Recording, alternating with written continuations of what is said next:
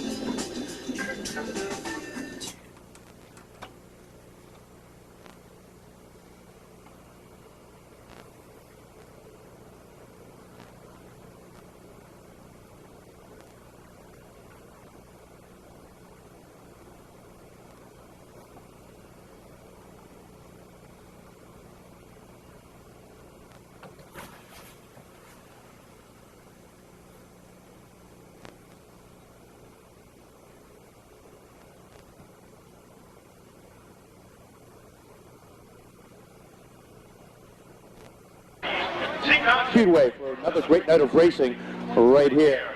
We welcome the folks from Parts America on hand with us tonight, supporting all the local racing we have for you this evening. Also on hand, the New England Antique Races are on hand. You'll see them this yesteryear. And of course, the annual Fans on Parade. Hope everybody's got their signs, banners, posters, costumes, whatever they made up. Hope you all have them down for tonight, because we got a big show on hand for everybody. A few weeks ago, we had a drawing contest in the Racing Souvenir magazine, and a couple of youngsters came home the winners in the 4 to 6-year-old category.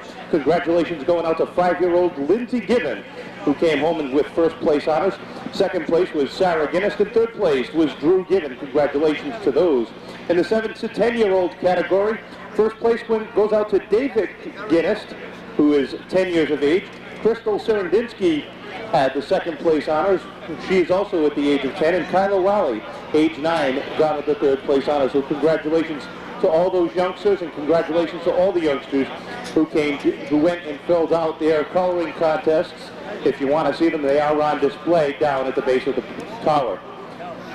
Once again, we've got a full night of racing. Before we begin, we'd like to thank all of our weekly sponsors for all their support throughout the 1998 season. Of course, Pepsi Cola are on tap once again with us in 1998, as is Coors Beer down at turn number 2 and on the main straightaway. Mobile with their Fast Track 3 program, New England Racing Fuel, Bald Hill Dodge, and the beautiful 1998 Dodge Intrepid pace car. Time Warner Cable, they were on hand last week. Hope you got to watch that on your local stations this week. And of course, Torch Bar and Grill, where every Tuesday night you can chat with the previous week's winners. We'll let you know the rest of the division point standings in just a couple of minutes, but let's get to racing action. On the pole in this 10-lap heat event, car number 32, the S&J Trucking Incorporated automobile for Rob Mohan. Outside of Rob, the Quality Fence, Sanford & Son Auto Parts, 03 for Alan Correa. Starting third, the number 01 for Vincent Sarandos. Outside of Vincent, the Clements Racing Enterprises, number 72 for Al Clements III. Starting seventh, the number 18, Kevin Rio sits behind the wheel of that automobile. Outside of Rio, the Mastery Buick Pontiac GMC, Flint's Auto Parts, number 22 for Paul Mealy. Starting ninth, the number 6 is Rich Cavallero. Outside of Rich, the T&D Demolition Base Ready Rooter, number 59 for Joe Ferro. Starting 11th, the New England Recycling G-Lopes Construction, number 26 for Peter Fernandez IV. Outside of Peter, the Manchester Racing Engines, W.S. Shepherd Company, number 21 for Bob Bettencourt Jr. 13th on the field, the Pittsburgh Paints Beach Hardware, number 116 for Jim Sylvia. Outside of Jim, the E&R Roofing Speedline Powerboats 00 for Don Enos, and starting scratch, the number 7, the Ray Negley Motorsports, number 7 for Pete Simpson. Simpson not able to make it out into this heat event. Looks like Rio unable as well. We go to green flag racing. They come up at turn number 4, and Mohan gets a quick jump over the 03 of Correa, but underneath Correa comes the 62 assistant. He gets a little loose off at turn number 2, settles it back underneath, and takes over the second position. Battling deep in the pack, watch Bobby Bettencourt and the 26 of Fernandez come through. Oh, the 18 goes around. Kevin Rio goes around off at turn number 3 and 4. He's got a flat left rear tire. Street stop.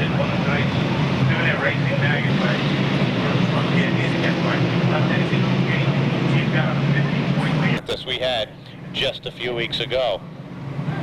While you're walking around the Speedway, a lot to see, a lot to do. As we said, Victory Lane is located up near turn number 4, right by Victory Lane. You can talk with the folks from Parts America, find out what they have to offer, where you can catch some of your parts for your favorite vehicle anywhere around America. Of course, Bear George on hand once again in 1998. All the hats and t-shirts of your favorite make of car, Ford, Chevrolet, or Motor. Laps remain. 8 cars will make the move up out of this heat into the feature event. The rest will have to go into the consolation round later on this evening.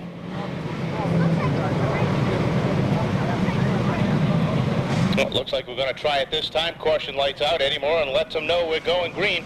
Green is out. We're underway. And Sisson's able to hang with Mohan as they cross the stripe. Bettencourt got a good jump that time. Passed a couple of cars before he even got to the start-finish line, but he'd go down the back straightaway. Mohan still holding on to the lead. The 62 of Sisson right there on the back bumper. Gives him a little love tap, lets him know he's there, slides underneath, and tries to take over the lead on the inside. Into turn 1 and 2 they go. Mohan trying to hold on to that second groove, but Sisson down low. He's got the momentum, takes over the lead. Here comes the 72 of Albie Clements underneath. As he slides up the racetrack, Mohan lets another one go through on the inside, settles back in for third, right behind Sisson and Clements. Clements now looks to the inside of Sisson off of turn number 2. Sisson extremely loose off of turn 2 as he settles it back in. Clements looks to the inside again off of turn number 4, tries to make it a drag race to the start-finish line, and oh, we've got trouble down at turn number 4. That's 22. Paul Mealy goes around, and it looks like he's going to wait for a caution before he gets that car rolling up. There we go. As soon as he got that car fired, the caution came out. And once again, we are back on a caution under this street stock heat event. And the Nascimento Sportsman Memorial, all on September the 19th. Tickets are available in advance. Be sure to call the track office. And of course, a special event Sunday, September the 20th. We'll tell you about that in just a few minutes. But right now, we're going to get ready to go back to street stock action. Eddie Moran lets it fly as Sisson and Clements jump on the gas, come through the gearbox. And the 62 of Sisson gets the jump over Clements. Clements settles in right behind down the back straightaway. Bobby Bettencourt makes it 3 wide as he looks underneath Mohan, and Ritter can't make it happen that time as they come off of turn 4, halfway, 5 down, 5 to go. As Steve Sisson still sets the pace. The 72 of Clements sits second, the 3 of Pete Lotus now steadily into third. Mohan sits fourth. The 116 of Sylvia looks to the outside, getting that momentum going, trying to gain a few spots on his way to a qualifying position. He's now up to the 6th spot as he battles the 21 of Bobby Bettencourt. Cavallero and Fernandez round out the top 8 qualifiers in this heat event. Of course, that's how they sit. That's not official yet. Off of turn number 4 they come. Sisson still sets the pace. He drifts high up on the racetrack. The auto allows the 72 of Clements to take a look underneath. Sisson slams the door, but again he does it again down the back straightaway. Sideways off of turn number 2. Clements gets his door fender underneath up to the door. Can't make it happen. He backs off. That allows Rotor to make it a 3-car Patterson lead as he gets to the outside of Clements with just 2 to go. Sisson trying to hold on to that blue and white number 62. Here comes the white 72 with Albie Clements. Another run on the inside, just can't get it done. The 116 of Sylvia looks like he's got a flat right front tire. Red flag is out one more time around. Look at Sisson, hold on. Clements gets underneath. Sisson pushed around the racetrack by Pete Rotor. Rotor makes a daring move. Threads the needle, gets around Clements underneath Sisson. Sisson gets sideways down the back straightaway, but we go under caution to the 116, and Sisson puts the number 3 around as he goes around as well. Paul Neely tries to make it through as the checkered flag comes out, and but we'll have to wait for the official word on the finishing order of that first Street Stock Heat. Gotta wonder what that one's going to be. So heat number 1 in the record books for the Street Stock.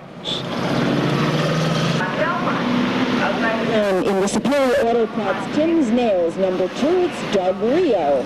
Making up row number 2, starting 3rd on the track, driving the Tony Tavares, number 65, it's Eddie Moniz. 4th starting spot in the Jeff's Removal and Recycle, number 9, Steve Randall. 5th starting position goes to the BOC Gases Terra Rental, number 1 of Dave Poria. Alongside Dave, driving the Bobby's Banquet Hall, New England Recycling, number 12, it's Mark Langlois. 7th on the field in the Conlon & Sons Refrigeration Broadway Kitchens, number 5, Tom Furtado. 8th starting position, driving the Sean McGarry, number 13, it's Rob Murphy. Starting 9th in the Frank Betancourt, number 24, Robert Rose. Alongside Robert in the Lenny's Lounge, Fox Fuel, number 05, Eddie Plant. 11th on the field in the Custom Auto Body Tom's Transmissions, number 71, it's Jerry DeGaspari.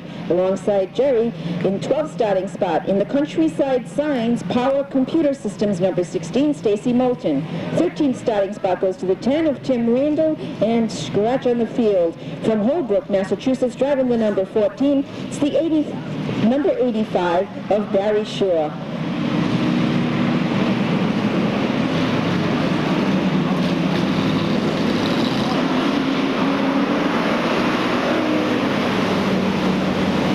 Not quite ready to get on here this evening that isn't in a hurry to have these showers pass by. Kevin has the countdown tonight. Just a few hours left before Kevin Boucher becomes part of a car. With hopefully the conclusion of Street Stock Heat number 2, number 9 taking the early lead, but looks like the 12 of Mark Langlois would like to do something to take a piece of that territory away, although he is brought back into second running spot right now to do battle with the 13 of Rob Murphy.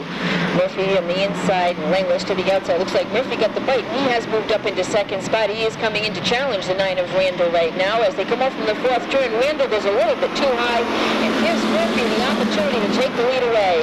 Randall now has to settle back into second. Not too happy about it as he makes a little bumper contact with the 13 of Murphy coming off from the second turn, but Murphy's got other ideas as he continues to try and put distance between himself and the second place car.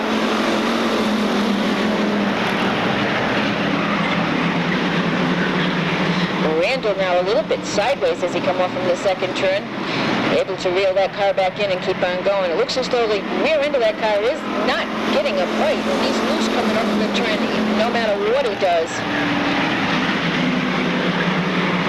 Murphy holding on real well with that number 13 as he is making a bit of distance between himself and Steve Randall, who sits in second. 12 of Mark Langlois is running third. The 05, that's Eddie Plant in that bright yellow and black number 05, who sits fourth on the field. And Stacy Moulton now bringing the car up in 5th. Randall again takes that corner wide as he can't hold on to that number 9. As he got a little bit too high that time coming off from the second turn, it gave Mark Langlois the opportunity he was looking for to move up into challenge for second spot.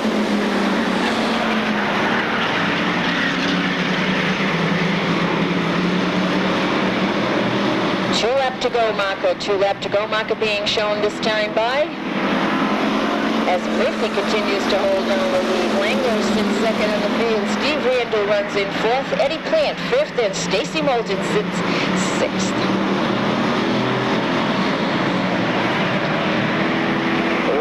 time, just one more time around the Seekonk Speedway. Rob Murphy hoping to bring home the win in the second street stock heat. Murphy takes down the second street heat. Langlers comes in second, Plant third, 9 of Randall fourth, and Stacy Moulton rounds out the top 5.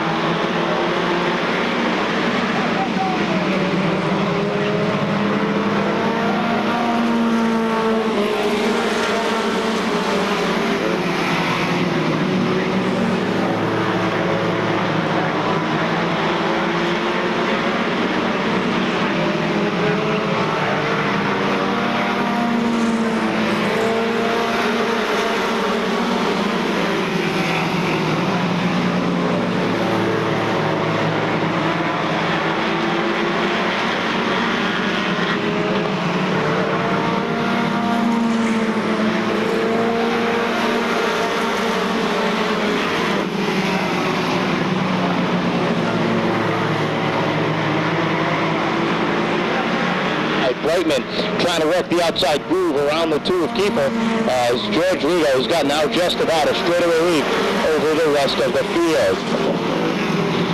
Kiefer now tries to battle back on the inside, but looks like this 27 of Brightman's got a little bit more horsepower in that Dodge as he works that second groove, taking over second position. Here comes the 13, the red, black, and white number 13 of Billy Flint. Flint working that second group, trying to take over that third position from the number 2 of Kiefer. Flint started 9th on the field, and without benefit of a caution, now sits in third, sets his sights on the number 27 of Brightman, who runs second about 3 truck lengths ahead.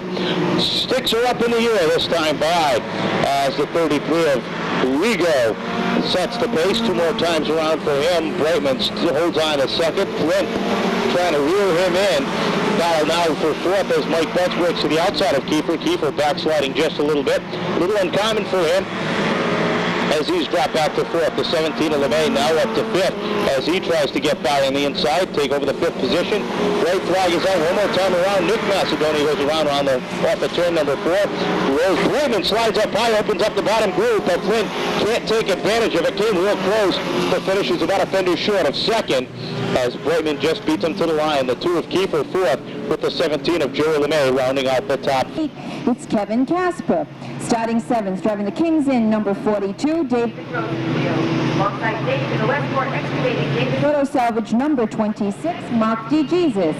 Starting 9th on the field in the A&N Auto Body, Gregor Sons Automotive Incorporated, it's Brian Clark. Alongside Brian, driving the Columbus Oil Company Candigat Excavating number 14, Jay Macedonio. And starting in the 11th spot, driving the number 24, it's Ray Sillier.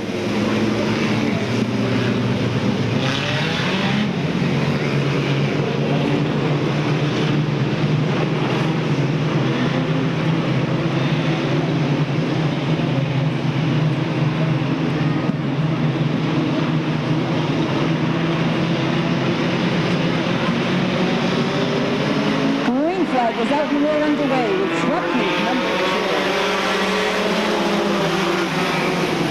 2. Billy Clark in the number 1 takes away the early lead as pole sitter Don Carrera is brought back into 4th, and on the outside of Jordan now, it's the number 4 of Robin Sloan.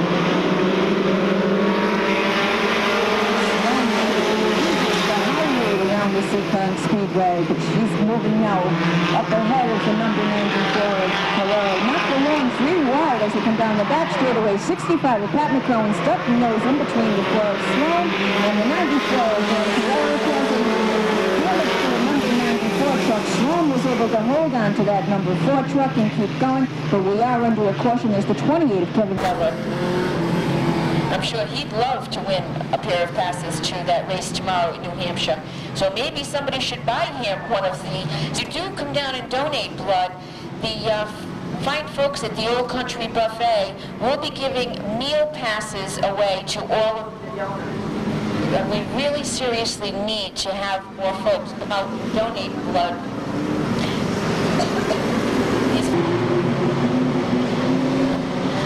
Well, it looks like we're going to be underway once again, and here we go. David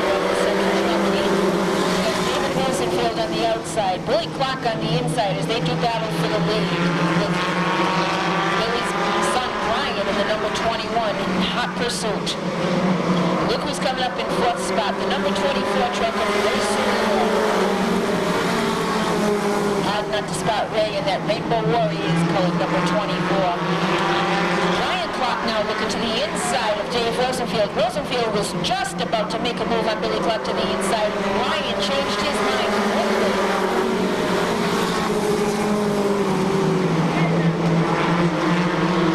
Billy Clark continuing to hold down the lead, but son Brian is really hot tonight. Looks like he may just be coming in to challenge Dad for that position. The 22 of Rosenfield gets out of shape. He collects the 24 of Ray Soulier with him. They bring out yet the second caution as they lock together with bumpers and land down the front straightaway.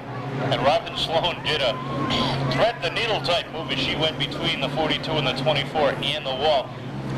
From my vantage point, I didn't even think she had enough room to slide through, but she obviously did because there's not a scratch on the truck. She did an excellent job, and I think some of that screeching I heard was from the Seekonk High School class of 1983 as they applauded her for the job that she did there, Kevin.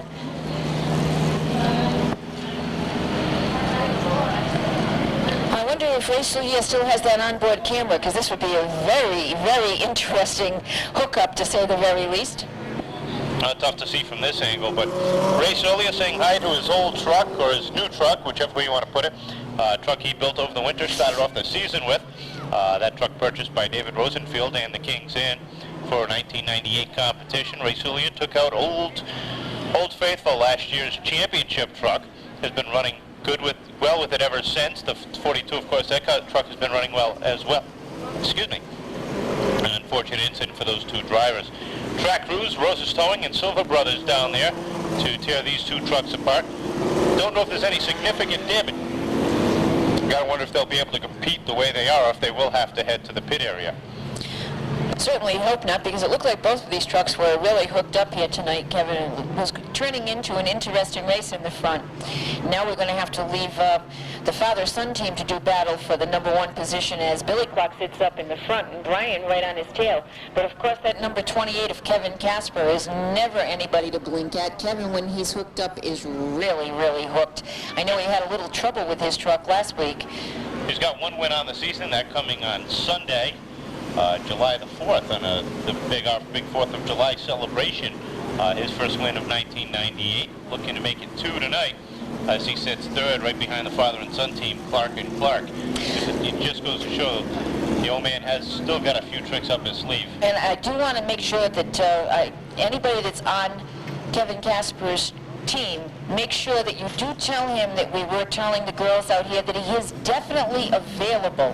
We were telling him that the other night at Torts, that we were going to make sure that we found him yet somebody really cute to bring to the races each and every week.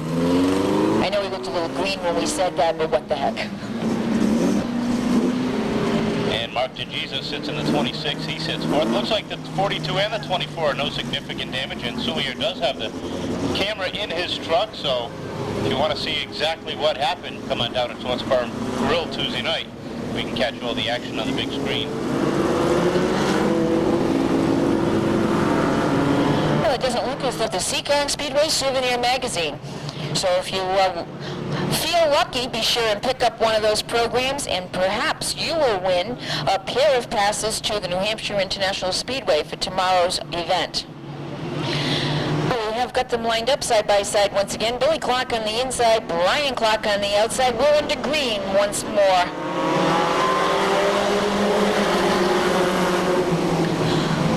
Well, David Rosenfield and Ray Soulier trying to make up for distance lost now as they come from the back of the pack. Brian Clark has now edged just ahead of Dad in the number one car.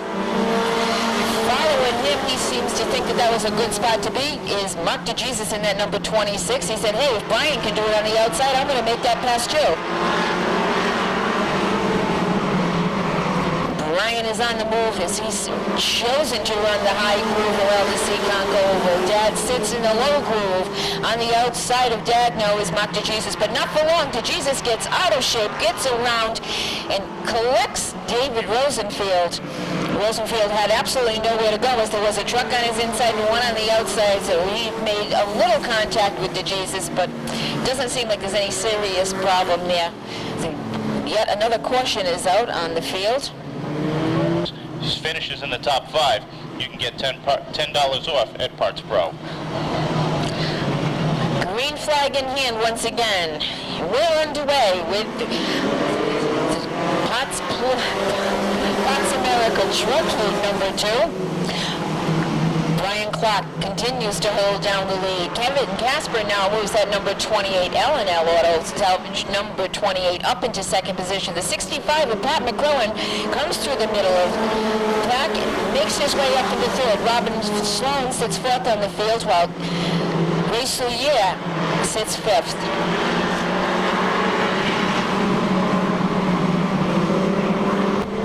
Just one more lap around the Seekonk Oval, and Kevin Casper is hot tonight as he makes a move on the number 21 of Brian Clark.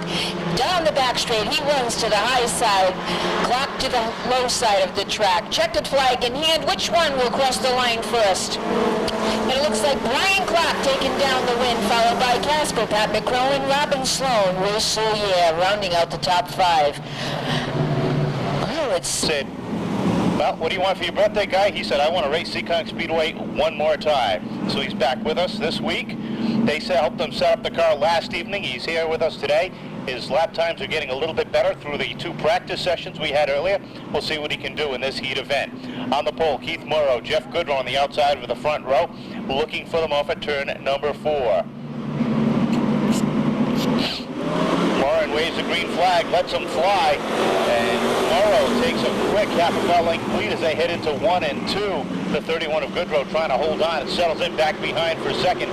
That opens up the second groove for the furnace induction number 25, Brian Sousa in the black number 25, Chevrolet Monte Carlo as he tries to work the second groove. That's been one of his favorite grooves each and every Saturday night. He tries to settle on the outside of Goodrow as the 6 backs off just a hair. That opens up the inside lane for Young as Young takes over the 4th position. Taylor still working that second groove as they battle for that 4th position. Morrow setting the pace. Goodrow sits in second. The 25. Brian Sousa sits in third. Taylor getting some momentum going on the outside. 3 wide action behind him. Looking at Gannon the third. And that pink and blue number 8 work that 3rd groove as he goes around the 55 from Dana Willis and the 6. Rolling Wheel, we can't get it done that time. He settles in back behind as the 6 is extremely loose. A little tap of the bumper from Young. That puts him off the pace just a little bit more. Battle for 3rd continues as the 4, Steve Taylor, now gets to the outside of the 25 of Sousa as they battle down the back straightaway, tries to get some momentum going and looks to the outside of Goodrow in the 31. Cross flags halfway by this time. 6 down, 6 to go. And now Wheeler's got the momentum on the outside, tries to take over the 2nd position. Coming with him on the outside, though, is the number 42, Bobby Leclerc, last Saturday night's Sportsman feature winner as he battles to the outside of Sousa. Sousa goes 3 wide down the front straightaway. Settles back in. He knows there's no room there. This is just a heat race, and they're all battling for position. Taylor now takes over the 2nd position. Drifts up into the 3rd groove as Leclerc took a look in between, trying to thread the needle on his way towards the front. Out front, Keith Morrow has a commanding lead. The battle for 2nd continues as Taylor now slides into 2nd. Here comes Leclerc on the outside, takes over the 3rd position as the 25 looks to the inside. Guy Workman having some problems in that number 80. I'd hate to have it be engine problems. Go this time by for Morrow, and the rest of the clan is now Leclerc looks to the outside of Taylor as they go down around the back straightaway. Black flag out for Guy Workman. Looks like he's got some rear end problems in that number 80. down the back straightaway. White flag is out. Corey Pedro has now emerged into the 4th position. The 8 of Ed Gannon in the 3rd, slow, and it looks like he's done for the evening. One more time around as this field starts to stretch out. The 25 of Sousa a little bit loose through 1 and 2. The 42 of 5 of Leclerc 3rd, 4th. The 21 of Corey Pedro, with the 31 of Jeff Goodrow rounding out the top 5. That's heat number 1 for the Parts America night. We do have a car that does need to be moved. No, doesn't need to be moved, just have to go out and shut your lights off. A Rhode Island license plate, HN. It's Russ Tatro Jr. Alongside Russ, driving the Precision Racing Engine, Magoni's Restaurant, number 56, Linwood Cohen. Making up row number 2, starting 3rd in the field, driving the Paul Almeida's Towing, Handlebar Harry's, number 36, it's Ron St. Pierre. Alongside Ron in the Sampson's Auto Care, Kevin Woodruff, number 88, Ken Bamford. 5th on the field, driving the TKO Shays Response Ambulance Service, number 32, Billy Goodrow. Alongside Billy in the Mike Timberlake, number 57, it's Dean Petty. 7th on the field, driving the Belanger and Son, Joe Baptista Cornwall Tools, number 70, Glenn Lawton. Alongside Glenn in the Janine Spencer, number 3, it's Kenny Spencer. 9th starting position, driving the Furnace and Duck Supply Company, Nats Racing Engines, number 81, James Lawrence. Alongside James in the starting 10th on the field. In the Everett's Auto Parts S. Bryant Tire Company, 08, it's Rusty Bryant. That is your starting lineup for Sportsman Heat number 2.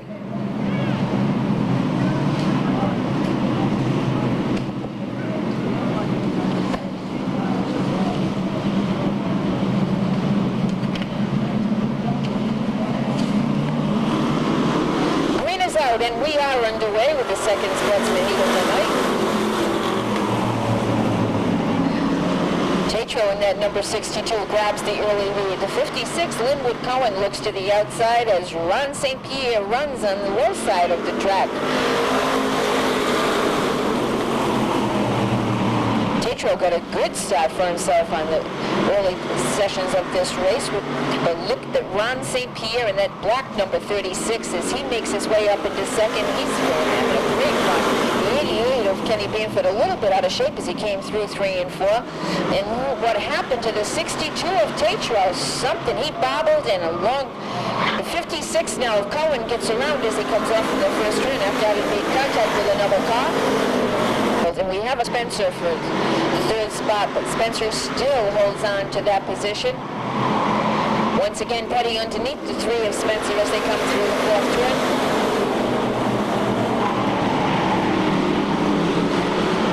St. Pierre continues to hold on to the lead. Tatro sits snugly in 2nd spot. The battle for 3rd continues between Kenny Spencer and Dean Petty in the 57.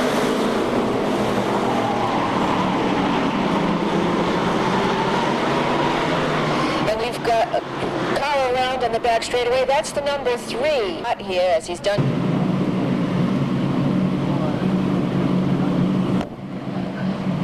Well, the field is lined up once again.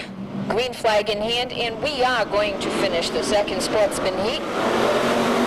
St. Pierre getting a bite off that turn as he comes down their front straightaway and continues to hold on to the lead. Petty in the 57 looks underneath the 62 of Russ Tatro to take over 2nd spot. Look who's moved up into 4th. That's the number 70, Glenn Lawton, that great pumpkin-colored car.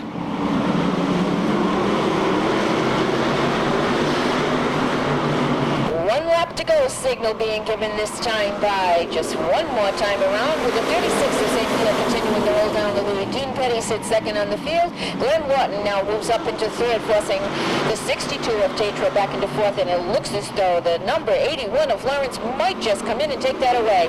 St. Pierre takes down the win, followed by Petty, Latin, the 81 of Lawrence, 62 of St. Pierre, and the 3 of Kenny Spencer. Providence, East Providence, and Warwick. We will be giving you more information as the evening progresses, but here's Kevin with the Pro Stock lineup. 22 cars on hand for tonight's Parts America Pro Stock feature event. On the pole, this present number 01, the Ford Taurus of Ed St. Angelo. Outside of Ed, car number 22, Serendinsky Motorsports for Scott Serendinsky. Starting 3rd, the Industrial Electric Luxury Bathliners number 15 for Mike Hassel. Outside of Mike, the number 27 for Danny Gamache Sr. fifth on the field, the Rhode Island Drive Shaftman. Last year's track champion starts seventh, the BOC Gases. Bob Sunoco, number 41 for Lenny Ellis. Outside of Len, the Hope Street Auto Center. Donald's car corner, number 12 for Bobby Pellin Jr. Ninth on the field, car number 24, last Saturday night's 100-lap open competition winner, the G-Lopes Construction New England Recycling, number 24 for Radical Rick Martin. Outside of Rick, car number 44 for Jimmy Rosenfield. And starting scratch in the 11-car field, car number 8 for Henry Sirigano. Looks like the 85 of Ray Perrin has elected to start at the rear of the field. This is his rookie season. This is his fourth week out in that Billy Manchester-owned automobile, so electing to start at the back of the field is not a bad choice for this young driver. He's a former Formula 4 champion, currently also runs in the Seekonk Sports Truck at selected events. So sorting out the lineup, the car drivers getting into their restart position. Next time by, we should see a green flag. Driving the Dan Andrick-owned Buy a Ride, number 01. Next time by, looking for the green, along with Scott Cernitsky, who had a great run going last Saturday night. Running into problems, but he was running well into the top 5 late in the race. It's got to be a big confidence booster for the Warwick, Rhode Island native. Looking for the green flag this time by. Green's out, we're underway, and St. Angelo gets a little loose as he jumps on the gas. That allows Mike Hassel to follow him behind. Into second position, Dion on the inside. Takes over fourth from Danny Gamache. And look at Martin go 3 wide around Ellis and Pellin, the number 12, as he tries to work his way to the front. Do it any way he can as he battles that third groove. Battle for the lead now as Hassel gets to the inside of St. Angelo. St. Angelo slides a little high as Sparks fly. They head down into turn 1 and 2. Dion sticking that number 99 into the low groove, keeping the white tires along the white line around the speedway. Trouble down in turn number 3. Lenny Ellis got it to the back of the 44, and the 27 also got caught up in that one. So the first question of the event is how you can see some heavy front end damage in his car. Had steering problems, had a call in an early evening. Rick Martin went on to win. With some luck, Jimmy Kuhn had passed him with just about 12 laps remaining in the 100-lap grind, but had a tire go down with just about 8 laps left, and Rick was able to get back by him and take down his third win of 1998, all 3 coming in the G-Lopes Construction number 24. Now, we told you earlier, Rick Martin is your current points leader by just 4 points over Chad Chase, so the points battle definitely going down to the wire. And that will be crowned on Saturday night, September the 27th.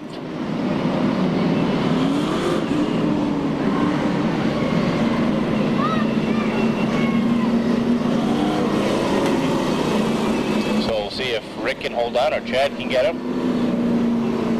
Bobby Pellin right there in the hunt as well. He led for several weeks throughout 1998. Dave Hutchins led the early part of the season. Lenny Ellis led for a couple of weeks, but has had a rather quiet season otherwise, but still well within the hunt. Matt. Holly with mass plate A13923. You have left your lights on. And I would like to remind the 3 children who will be riding in the pace car this evening, that's Jessica and Louis Miranda and Mike DuPont. They will need to be at the start-finish line prior to the these children do have to be accompanied by at least 1 adult. If an adult member of the family does not come with them to the start-finish line, unfortunately, we will not be able to allow the kid from the weather. When it started to rain, the paints were mixing with the rain, and that wasn't a good plan, so they had to move to a covered area. They are at the main gate, and they are still doing face painting, so if the kids would like to have their face painted and perhaps get a menu from the Old Country Buffet, don't forget to look inside, because in some of the menus are a special Be My Guest pass that you will present when you go to the Country Buffet, and the child's meal will be free. So be sure to stop by the front gate and get the kids' face painted up. It'd be a good idea having them located in turn 1 only. Pizza throughout the track area, just to name a few of the items that there are available to you here. Like looks like we're ready to go back to green flag racing action. Eddie St. Angelo and Mike Hassel, your front row. As they come down to the green flag, St. Angelo gets the jump over Hassel. Hassel trying to come back on the outside. Dion sits right there. Pellin trying to make it 3 wide down the back straightaway. Settles in right behind in that 5th position. Off of turn number 4, St. Angelo a little bit loose. Hassel again tries to run on the outside. Can't do it. And Dion looks underneath as they head off at 2. St. Angelo running that groove. That groove and a half is what they call it. Means you can't get by on the outside very easily, and there's not enough room down low. But if you've got the car, you can get a run on him either side. Hassel trying to get that momentum going on the outside, trying to get by him in the outside groove. Martin in the 44 of Riverfield make a little contact off of turn number 2. Hassel still running that second groove this time by, getting the cross flags, as Dion still sits patiently in 3rd. Zernitsky now making a run on the outside. Dion tries it down low off of turn 2, gives the 0-1 a little tap off the corner, lets him know that he's still there, halfway by this time. As they get the cross flags, the 0-1 of Eddie St. Angelo, the purple people leader 0-1 sets a pace. Hassel on the outside, the red, orange, yellow, and black number 15. He's gotten on the outside of him. It's a dead heat as they cross the line that time. Down the back straightaway, Hassel's got just a little bit of an advantage. Through 3 and 4, St. Angelo tries to take it back off of turn 4, and Hassel just leads him by a nose across the start-finish line. Down the back straightaway, Hassel gets a little bit more head of steam as they go through the corner. St. Angelo trying to get the momentum back. We've got a new leader. Hassel now sets the pace. Zernitsky now to the outside, trying to take over the second spot. Dion stuck behind the 0-1 of St. Angelo, nowhere to go. Zernitsky takes over position number 2. Here comes Pellin to the outside, trying to work his way as well. So Eddie St. Angelo back on the inside, taking back over the second position. That's been going back and forth for the last several laps. Dion right there as well. Zernitsky in that white and blue, number 22, trying to get a run on the outside. Couldn't make it stick. 2 to go this time by for Mike Hassel out of Burrville, Rhode Island. St. Angelo still holds on to second. Dion and Zernitsky now battle for 3rd. Off of turn 2, Dion gets about a half a car length advantage as they go through into 3. White flag is out. One more time around. See if Hassel can hold on. The big battle continues to be for that 2nd, 3rd, and 4th spot. Pellin's got a problem. Drops back 2 positions through 1 and 2. Checkered flag is out. Final time off of turn number 4. Mike Hassel takes down the win. St. Angelo in for 2nd. Dion Zernitsky and the 24 of Radical Rick Martin, your top 5. Pellin settles back in for 6th with the rest of the field in tow. So there you have heat number 1 for the Parts America Pro Stocks. Round number 2 getting ready to roll out in just a minute. Rivalis Insurance number 46, Chad Chase. 8th on the field, driving the Ralco Electric, New England Sanitation number 96, Dave Hutchins. 7th starting position, driving the McLaughlin Automotive Stores, Ocean State Auto Body 02, it's Matt Dewey. Starting 6th in the Rainbow Rentals Ferrero Group, number 95, Billy Manchester. Alongside Billy, driving the Motion Motors, number 20, Steve Channing. 3rd starting spot, driving the Gills Welding, Signs by Tomorrow, number 87, Mike Cavallaro. Outside pole, in the Cisco's Performance Center, Quality Auto Repair, number 47, it's Ron Nordbeck. And starting on pole, driving the Deborah Morissette, number 21, it's Kenny Morissette.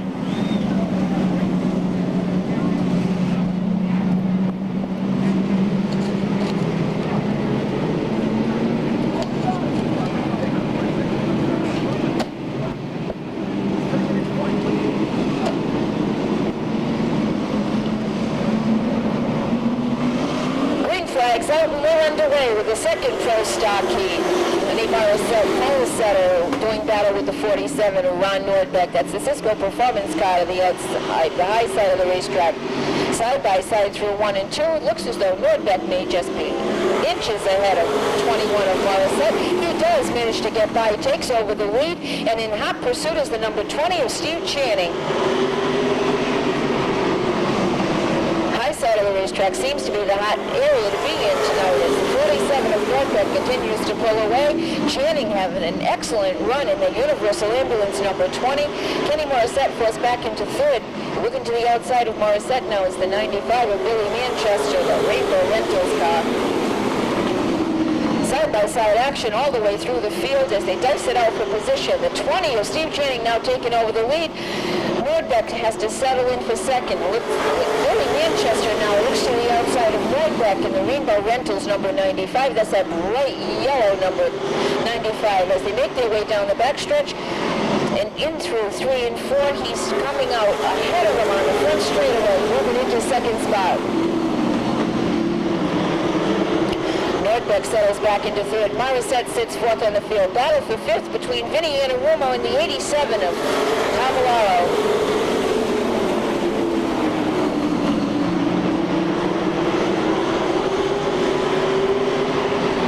Halfway marker being shown this time by as Steve Channing continues to set the pace. Billy Manchester has moved up into second. 47 of Nordbeck sits third on the field. A little bit of contact between the 87 of Mike Cavallaro and the 96 of Hutchins. Looks like Cavallaro's got a problem with that car and is going to bring it into the pit area. Channing continuing to pull away, putting distance between himself and the rest of the field, but the only man that seems to have the bite that might catch him is Billy Manchester if time doesn't run out beforehand.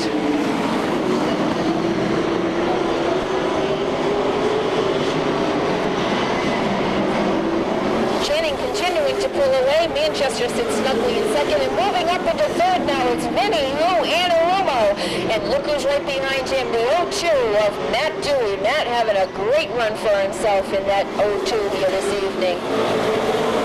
Chad Chase hasn't found the right spot for that Arbella number 46, but never discount Chad as he always is great for the distance races.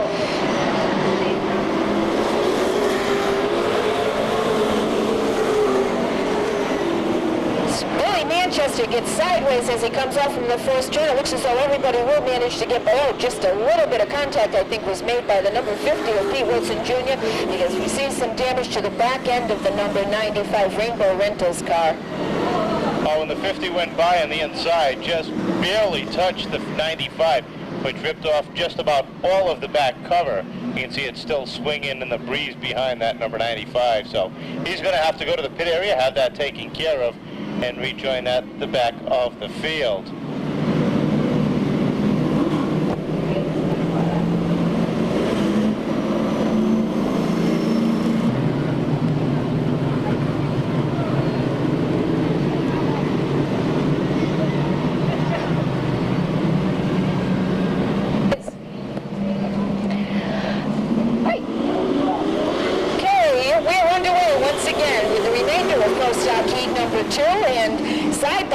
Vinny Anarumo is now moving up into challenge Steve Channing in the number 20 with just 2 laps to go. Can Vinny Anarumo or maybe even Matt Dewey take this feature win away from the 20 of Channing? Channing's doing such an excellent job of holding down the lead, and he's got competition all around him as he's got Vinny Anarumo to the outside, Matt Dewey on his bumper, and right behind Vinny Anarumo is Chad Chase with just 1 more lap around.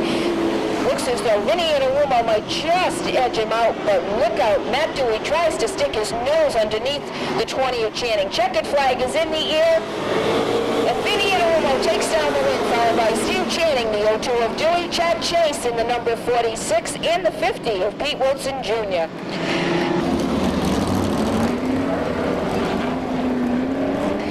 Our first lucky winner is Charlie White from Cranston, Rhode Island. Charlie, be sure to go to Parts America booth. Of course, that is located in the 4th turn area, main concourse section of the Speedway, and pick up your 8-piece quick wrench set. Once again, Charlie White from Cranston, Rhode Island. You still have plenty of time left if you want to drop your name into the box, because they are giving away a 126-piece Craftsman tool kit, a 70-piece Craftsman tool kit, and a $100 gift certificate. So if you want to be a part of this drawing, be sure and get your name in the Parts America box. Thank you, Steve. Well, the cars of yesteryear are out on the track now. I have to apologize to all our fans. They came to see the New England Antique Racers. So they're starting. Oh. Guess no no apologies necessary. I do have the lineup right up here. Starting on the pole, car number 20, driven by Woody Woodbury. This car originally driven by Bob Stefanik down at the Riverside Park Speedway. Outside of him, Ken Danko in the number 52. That car raced Riverside, Stafford, Thompson, Waterford, driven by Bob Potter, Gene Bergen, Sonny O'Sullivan, and many other drivers. Car 06 is next. It's a 35 Ford driven by Ray Belanger.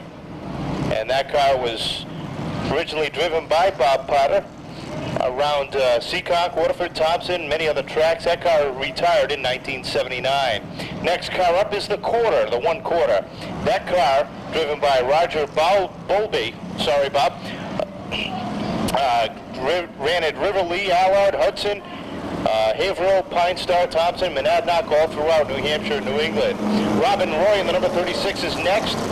That car was driven at Lakeville, Monadnock, and Lebanon Valley, so that car, a little dirt history to it. Al Morrow drives the 0. That car ran all around New England, Stafford, Seekonk, Waterford, all around. Skip Stearns in the number 7, and that ran all around the Northeast.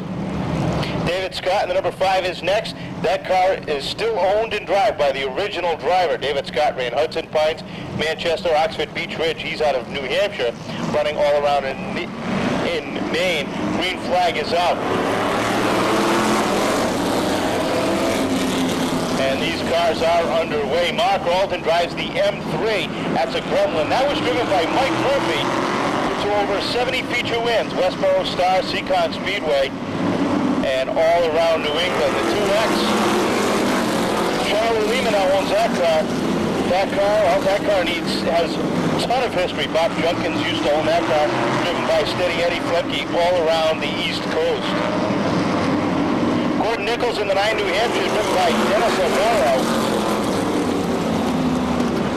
And speaking of Wally, could we have all of them to the base of the tower, please? We'd like to do a photograph session, and you can accept your prizes now. So once again, if you please come down to the base of the tower at this time. We can get you all lined up for a photograph and get some more information on each and every one of you. Perhaps you'd like to enter in the next contest sponsor. After that will be our fans on parade, so get your banners, posters, costumes ready, because in just a few minutes after the Formula 4 feature, we will have our fans on parade. Green's back out, we're back underway. The 20 setting the pace down the back straightaway. That's Woody Woodbury. Not to be confused with Woody Woodpecker. Off the 4th corner he comes. He sets the pace. Right behind him is 06. Ray Belanger on the inside. These are the stars and cars of yesteryear. This is what I grew up watching. The groups, the Gremlins, Pintos, all around New England, right here at the Seekonk Speedway. Some of these cars have been refurbished, have been rebuilt. Some of these cars are still original. Off the 4th corner they come. Woodbury still sets the pace.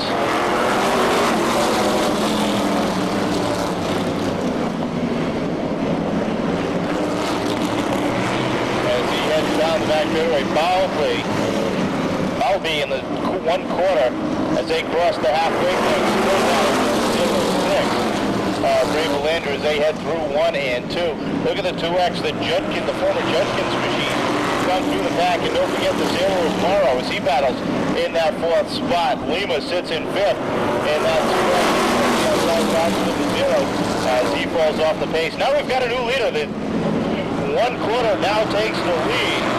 Sits in 3rd now as they start to put cars a lap down the back straightaway. 2 to go this time by for Bowlby.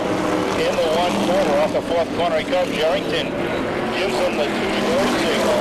So Roger Bowlby out of Salem, New Hampshire, way out front now. He's got about a 6-car length lead as they head through 3 and 4. White flag will be flying in just any second now. As Bowlby takes the white flag, Joby Tucker a lap down to number 70. Down the back straightaway for the 10. Roger Bowlby takes down the win in the 1/4, the 20s. Second, 3rd is the 2X with a great run. So the 1/4 of Roger Bowlby out of Seabrook, New Hampshire. To be here on time. You can get your tickets in advance for any of our shows by calling the main ticket office at 508. No, push over. You're blocking the face right there. There you go. All right, right here again. Thank you, man. All right. You guys ready?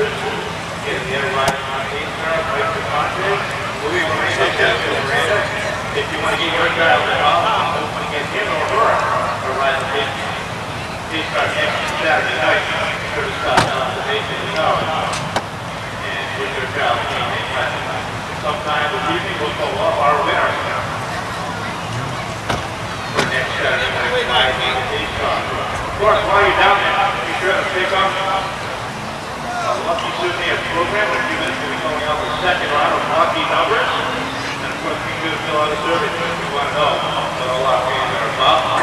You see by the dawn's early light what so proudly we hailed at the twilight's last gleam, whose broad stripes and bright stars through the perilous fight o'er the ramparts we watched were so gallantly streamed, and the rockets and glare the bumpers singing air gave proof through the night that our flag was still there. Oh, say does that star-spangled banner yet wave o'er the land of the free and the home of the brave? Thank you, Nadine.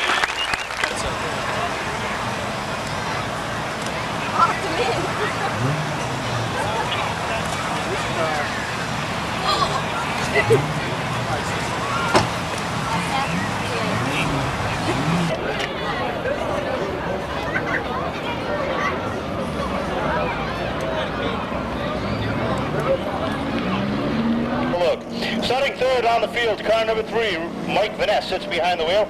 Outside of him, car number 70 for Lenny Guy. Starting fifth, car number 49, Dave Vieira. Outside of Dave, the 3D rigging, Joanne's Kitchen number 8 for Brian Vincent. Seventh on the field, car number 28, Dave Molding behind the wheel. Outside of Dave, car 03 for Scott Fitzgerald. The car John Air Conditioning and Heating, Wings to Go, number 51 starts ninth. Bill Batello sits behind the wheel of that one. Outside of Bill, the Dave's Custom Woodworking, car number 22 for Hugh Bowser. Starting 11th, the Home Depot, Husky Tools, number 0 for Ron Casto Jr. Outside of Ron, the Synergen Racing Lubricants, KGS Investigation 01 for Tom Kelly. 13th on the field, car number 43, Carlos Felipe, behind the wheel of that one. Outside of Carlos, car number 85 for Michael Vaines. Current points leader starts 15th on the field, the A&A Auto Parts. First line speed, number 35 for Dan Perry. Outside of Dan, his closest competitor, and the last Saturday night's feature winner, 2 Saturday nights ago feature winner, the Phil's Propane, Jerry's Automotive, car number 88 for Slick Billy Prisco. Starting 17th, the Family Collision, Gopher Promotions, number 65 for Bob Brodeur. Outside of Bob, the number 21 for Ned Ryan. Starting 19th, the number 61, Mike Brodeur sits behind the wheel of that one. Outside of Mike, the Hall's Garage, Ron's Bicycle Shop, number 11 for Mike Chatterley. Starting 21st, the number 77 of Manny Dias. Outside of Manny, the East Bay Manufacturing, Fireball Heat Treating, number 17 for Lance Canberra. And starting scratch, the number 10, the Tiverton Auto Parts, Shays Getty, number 10 for Lee Hayes. Got a couple more birthday announcements. I would like to wish 3 gentlemen celebrating their birthday here this evening, friends of the Speedway as well as friends of mine. So a very happy birthday going out to Al Berry, Ray Andrews, and Harold Stone. All 3 gentlemen participating as spectators here this evening, celebrating their birthday. So Al, Ray, and Harold, happy birthday.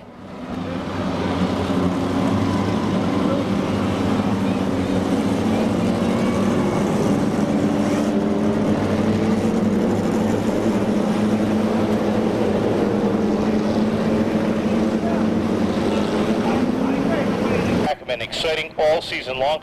Don't count out the 0 of Ron Casto. Hugh Bowser starting up towards the front. He's going to be one to watch as well. So, well, here we go. We're off at turn number 4. Well, count out Ron Casto as he pulls into the infield in that white number 0. Green is over underway. Look at the 23 Fernandez jump on the gas. Maluk has a problem. He goes high up into the corners, off the pace.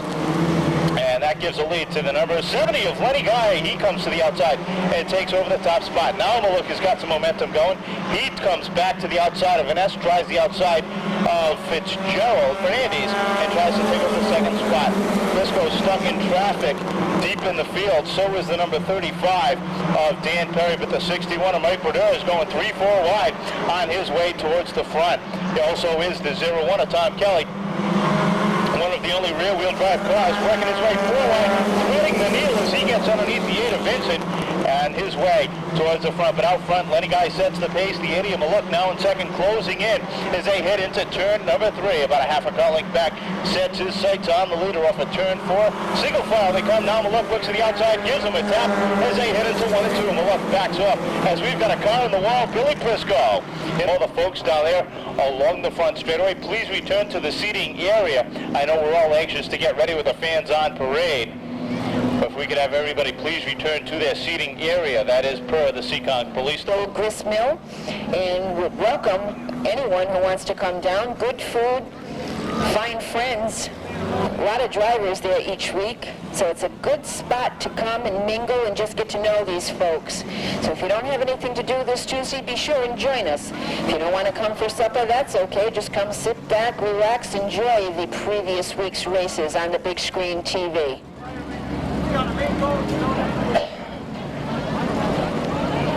Once again, if we could have all the fans down on the front straightaway getting ready for fans on parade. See a lot of costumes, balloons, posters, banners down there. If we could have all you folks please return to the seating area so we can get back to racing. Can't go racing with all the folks down there, so if you could please find a seat down there so we can get back to racing action, we would really appreciate it. Of course, that is per the Seekonk Police Department. Of course, we would like to remind them too, Kevin, that there has been some speedy dry thrown on the fluid in the front stretch there. So when these guys get going, once again, that speedy dry will fly.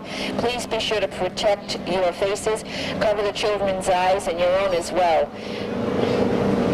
Well, that's not going to help Billy Prisco in the points chase for 1998. About the only thing it'll do is he won't drop back too far, because Ron Casto, who came into tonight 3rd in points, didn't even get to take the green flag. He sits in the infield. Tough break.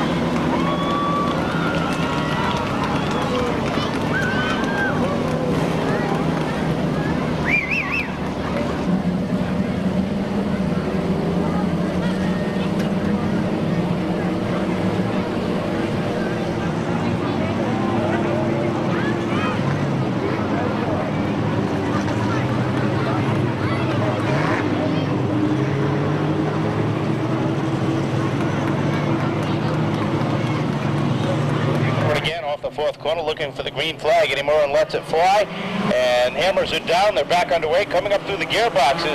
The number 80 does not lose any spots that time as Eric Maluk battles to the outside of Lenny Guy as they battle side by side. Fernandez gets kicked up into the 3rd groove, loses a whole bunch of positions down the back straightaway, but up front Lenny Guy again takes back the lead. Mike Vanessa, the number 3, battles to the inside of Maluk, takes over position number 2. Look at Canberra deep in the pack, 3 and 4 wide, trying to get his way. He goes by Dan Perry. Now sets his sights on the outside of Michael Vaines in the number 85. Off the 4th corner, your leaders come. Lenny Guy still controlling the pace. Vanessa's gathered him in. Now sits on the back bumper as they come off of turn 4, settles back in behind. Vitello's up to 3rd. 4th is the 28 of Dave Moulding. Maluk still holds on to 5th, but here comes Hugh Bowser in the number 22 as he works 3 wide around Maluk and Fitzgerald in the 0-3. So a lot of battling going on deep in the field. Down the back straightaway they go. Look at Vanessa on the outside. He's got some momentum going. Here he comes to the outside. Patello now moves to the inside as they come off of turn number 4, trying to settle him back in, trying to keep these cars rolling along. Hugh Bowser has got the momentum in the 2nd and 3rd groove. Dan Perry points leader still mired back in the field. Vitello ain't losing any ground to anybody, though. He's still leading the points battle. Off the fourth corner they come. Vitello now takes over position number 2. Sets his sights on your leader. Looks to the inside. A guy settles it back in. Here comes Bowser on the outside. Here comes the 28 of Molding to the inside. 5 cars battling for the lead. 3 wide for third place. Dan Perry's got a problem. And that number 35 looks like he's got a flat left rear tire. Here come your leaders off a turn 4. 2 wide. As a 51 of Vitello trying to get to the inside. Letty Guy still holds the outside. We've got a new leader down the back straightaway. Vitello sets the pace now. Here comes Dave Molding in the number 28 to the inside. Guy still sits in third. Bowser and Vaneshu top 5. Dan Perry, it's not a flat tire. It's a bent rim in the left front. He's going to call it an evening. He goes into the pits. But Vitello sets the pace. Dave Molding sits in second. Here comes Hugh Bowser to the inside of Letty Guy. They come off at turn number 4. They get the cross flags. Halfway down. Halfway to go. 10 down. 10 to go. Bill Vitello sets the pace. After starting deep in the pack, he started 11th on the field. And now he sets the pace. Molding sits in second. Bowser to the outside for that second spot. He's trying to work his way. Checker or Wrecker. Bowser now to second spot as he looks to the outside of Molding side by side off of turn number 2. And the 22 of Bowser takes over second position. Here he comes up on your leader to the outside. The momentum groove is what we call it, because that's what you need to take on the outside. And Hugh Bowser looked like he might have just edged him at the line. Down the back straight, they go. Hugh Bowser is now firmly in the lead. Vitello back to second. Bowser still sits in third. Battle for fourth as Letty Guy goes around off of turn 4. Great job saving it. He settles it back in, but loses a whole bunch of positions thanks to Vanessa in the number 3. Up front, battle for second now. The 28 of Dave Molding looks to the inside of Vitello, lets him close the door, opens it back up. Here comes Molding on the inside. They battle side by side. That's the second position. Off of turn 2 they come. Molding on the inside. The purple, silver, gold, and black number 28 takes over position 2. The blue number 51 back to the outside. 5 to go this time by Hugh Wrecker. Checker Bowser setting the pace. Molding in for second. Vitello, Vanessa, and Milwaukee, top 5 cars. Down the back straightaway one more time. The lead starts to thin out as the 22 of Hugh Bowser now has almost a half a straightaway lead over the 28 of Dave Molding. Watch the line. Molding is running. Sticks that car down in the low groove.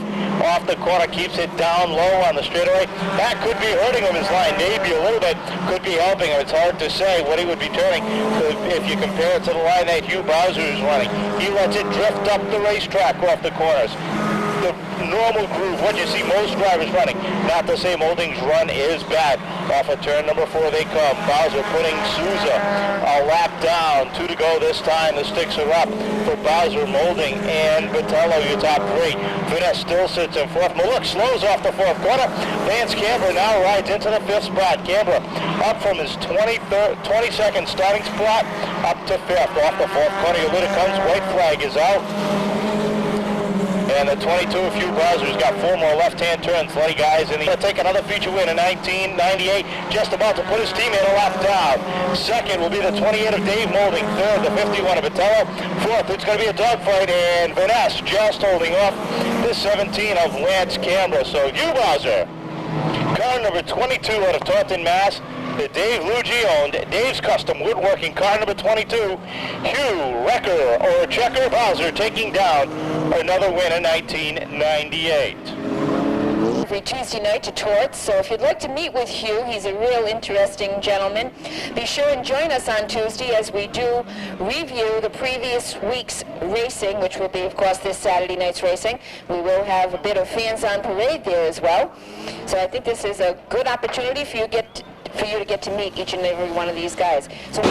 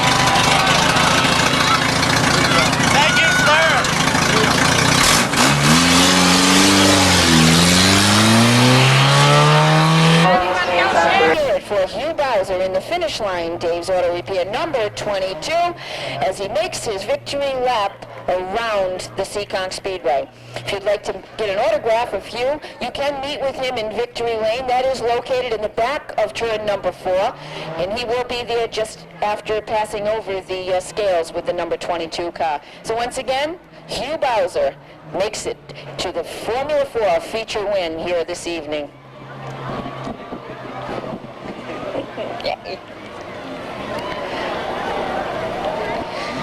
We do have another happy birthday. We'd like to wish a very happy birthday to Bob Broder, who is celebrating. And one more time, let's hear it for Hugh Bowser.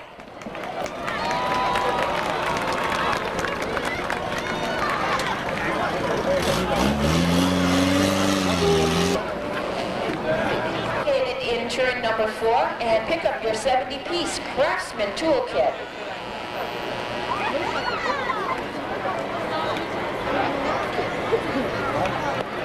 I'd like some participation from you. As the crowd goes by, I'd like to hear your cheers for everybody coming around. See a couple of people coming out from the tunnel down at turn number 4. So I'd like fan participation not only start finish line. They will be following the Old Country Rough AB. The B will be leading the parade lap. Now I'd like to ask everybody to please go out in orderly fashion. The B will lead the parade not only from on the track, but up in the stands as well. Great day. So let the fans know that you're rooting for them. It's a great way to your fans.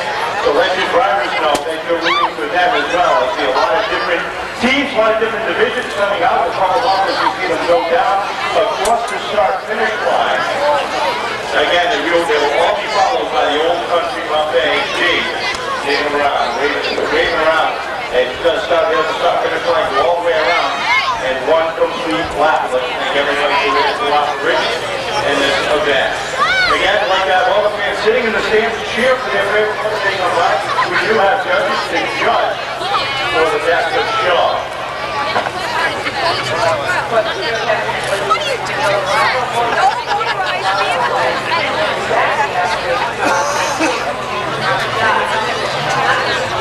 motorized for the safety of the children.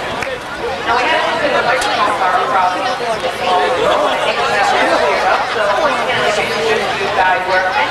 He's going to be giving some insight into the value of having speed from the perspective of racing. Well, you're disqualified. You're disqualified. And I'm sure everyone here realizes that I is part of the group inside of the so we're really happy to have you here with us tonight. While these fans get lined up, we're getting to tell us a little bit about what goes on in the last approach. I knew you were. I'll get my gold button.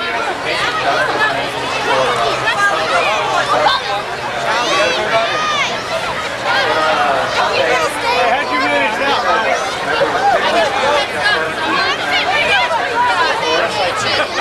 That's nice, Molly. That is too funny. Did you take a picture of him? Did you see Freddie in there? My name's Adrian.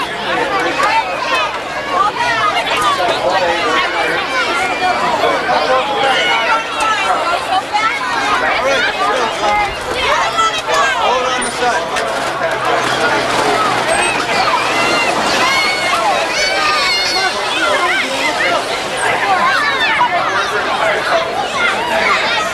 You know, when we first started coming to Seekonk Speedway, I don't think we had things like hands on the race.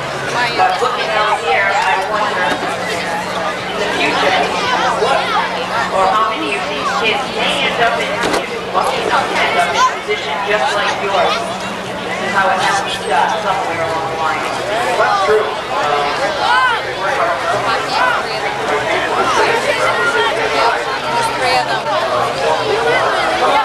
I guess that's what they wanted. Oh, I'm sure that's how they wanted.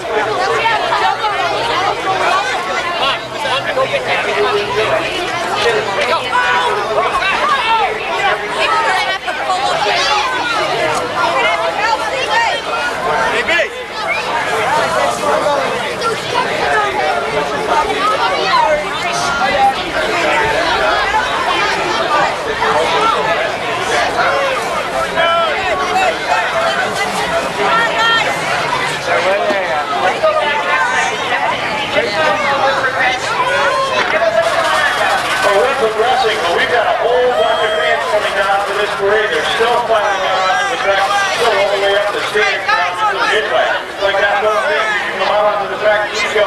Jack will string on the board at the back of the line, and we should get this going in just a couple minutes. I've seen a lot of different teams that have participated, and it's great to see a lot of different people involved in this.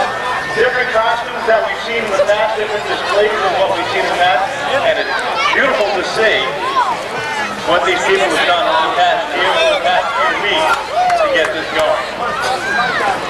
Certainly is a tribute to all of their favorite drivers, needless to say. I know just jumping off the sideline for a moment here, but while we put you down in front of everybody, I would like you to know that the guy with the cowboy hat on is the guy going to the open tomorrow, so maybe a big round of congratulations to Kevin and his future lovely wife, Alice.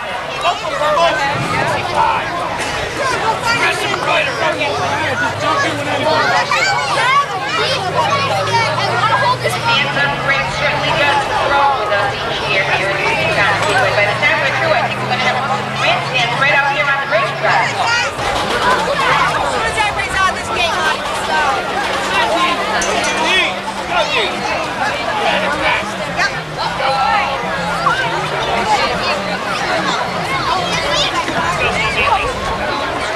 Okay, folks, I hate to disappoint you with this answer, but I have just been told that a number of you fans out there have been led to believe that Jeff Burton is in the towel.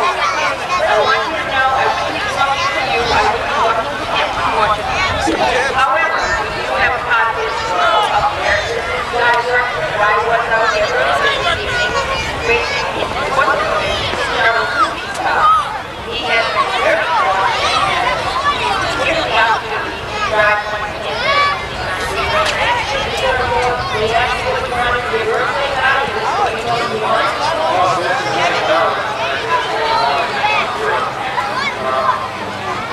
Yeah, we had a little bit of problem with the heat race.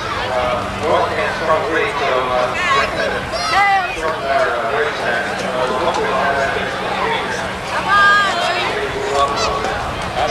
Okay, so we've got all the hands out on the back. We're ready to roll out here. Let's get us off with Martin's team. Judith himself, we got the 1492 rookie of the year, of course, the 24 we won last Saturday. Dan's team right behind there, number 46. Next up, we've got number 32, that's Rob Owen over there. That's 26. Number 99, Greg Yellow. Getting us that one out here, Edwin Dion himself. We've got Jimmy Rosenberg, number 44 right there. We've got the following Jackie Contest, incorporating Motivated Dancing 2140 Road Team. And of course, we've got the Dash 65 Seekonk Sports Truck. The fast roll right there. Big Mac doing it right.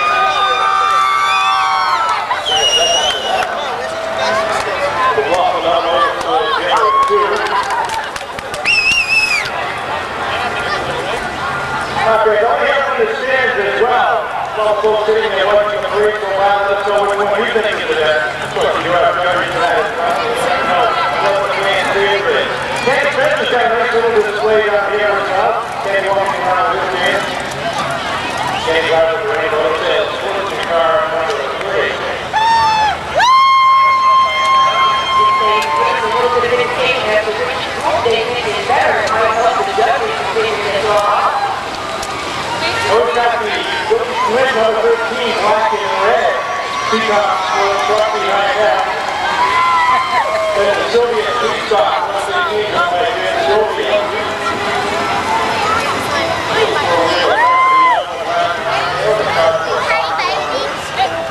We've got this on.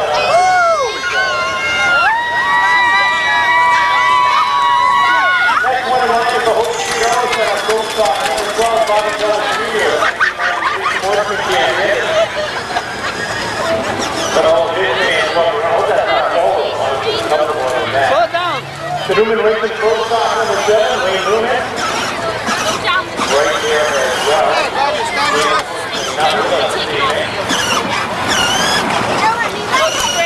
Next up is the number 4 Ranger. And the mom and 2 sisters, nieces, nephews, everybody was there.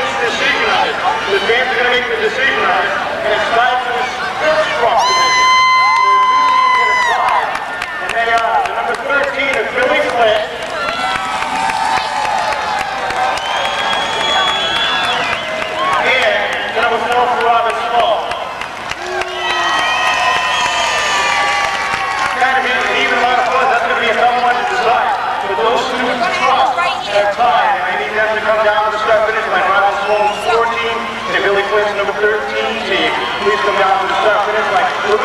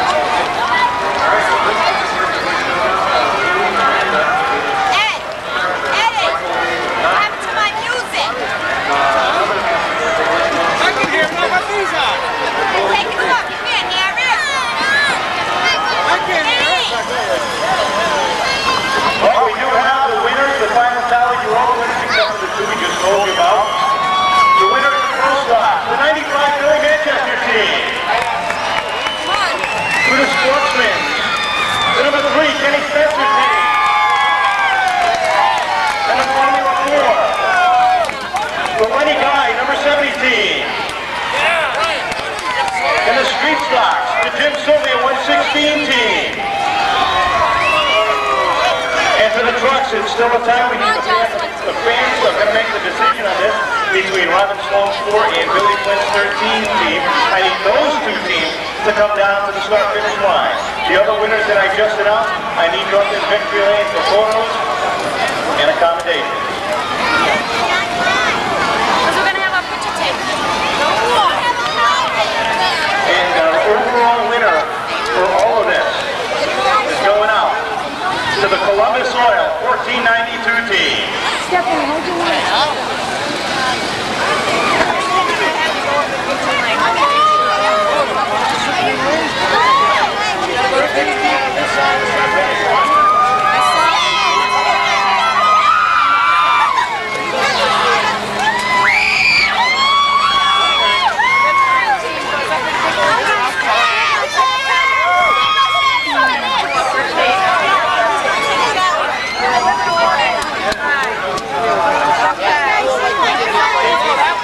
If you want, I'll go back down there. Yeah. Going back right in the victory lane. Hey, how about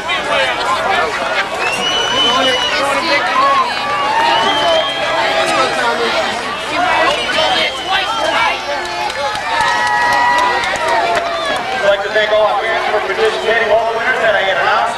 The 95 Billy Manchester team, the number 3 Kenny Spencer team, the number 70 Lenny Guy team.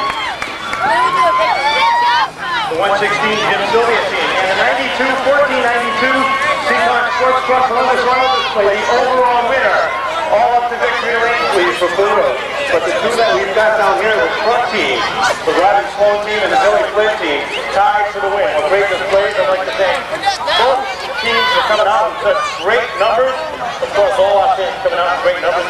All the Dave Hutchins, I think there was 40 of them out there. I don't know how he does it, driving the car and coming out here all at the same time. But congratulations going out to all our winners again. We'd like to ask you to exit like you came in an orderly fashion.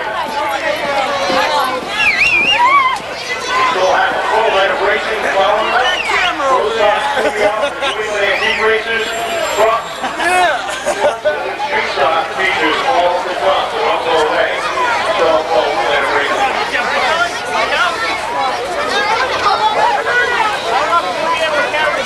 Dude, everybody's trying to scoop up the good team. Let me get up.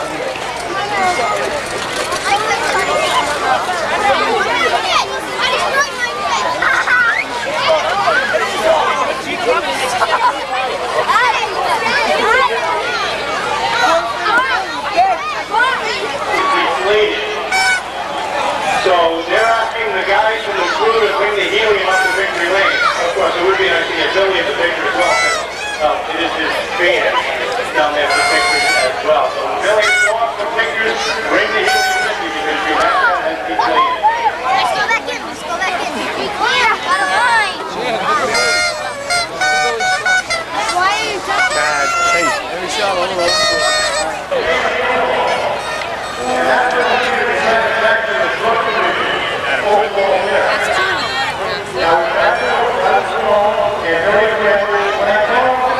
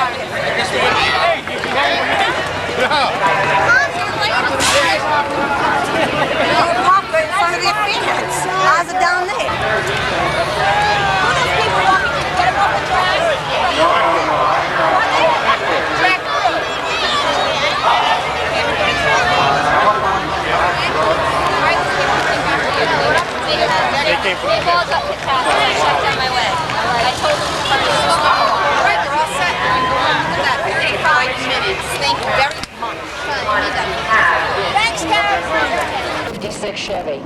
The number 10 is Tammy Lima Barroza, and in 1973 Pinto with a 366 Chevy. In their heyday, if you will.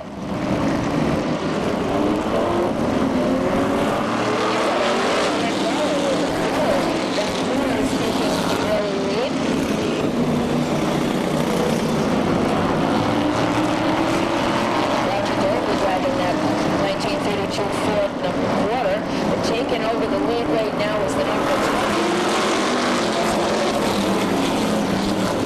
Woody Woodbury in that 1937 Chevy Coupe number 20 in the early. The Coors coming back to challenge him.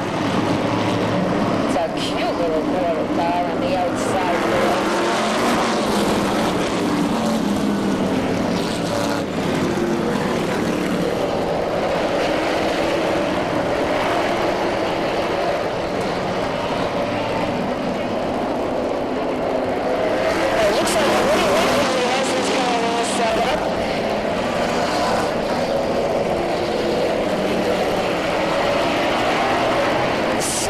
Six of Ray Belanger's coming into second spot now, but on the outside, it looks like that Mustang is zero.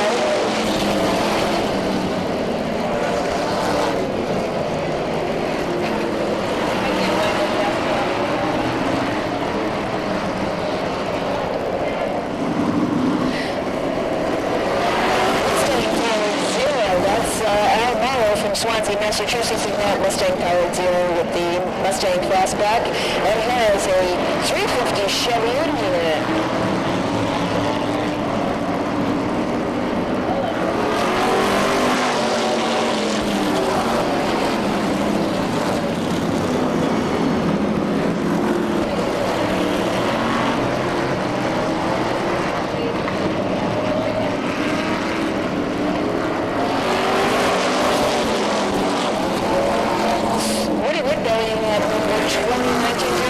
Chevy Coupe is holding down the lead now.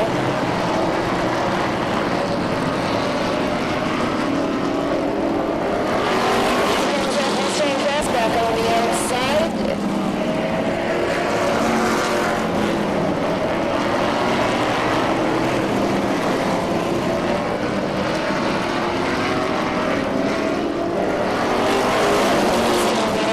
Massachusetts being driven by Al Morrow. Mustang. And the 2X, that's the Lima Auto Body car.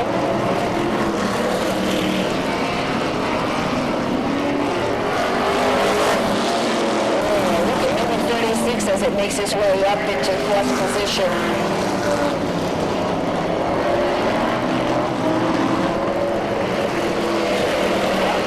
Randy Rowe is the driver of that 1937 Chevy Coupe number 36. He's doing an excellent job. He's coming on to take spots away from the Mustang.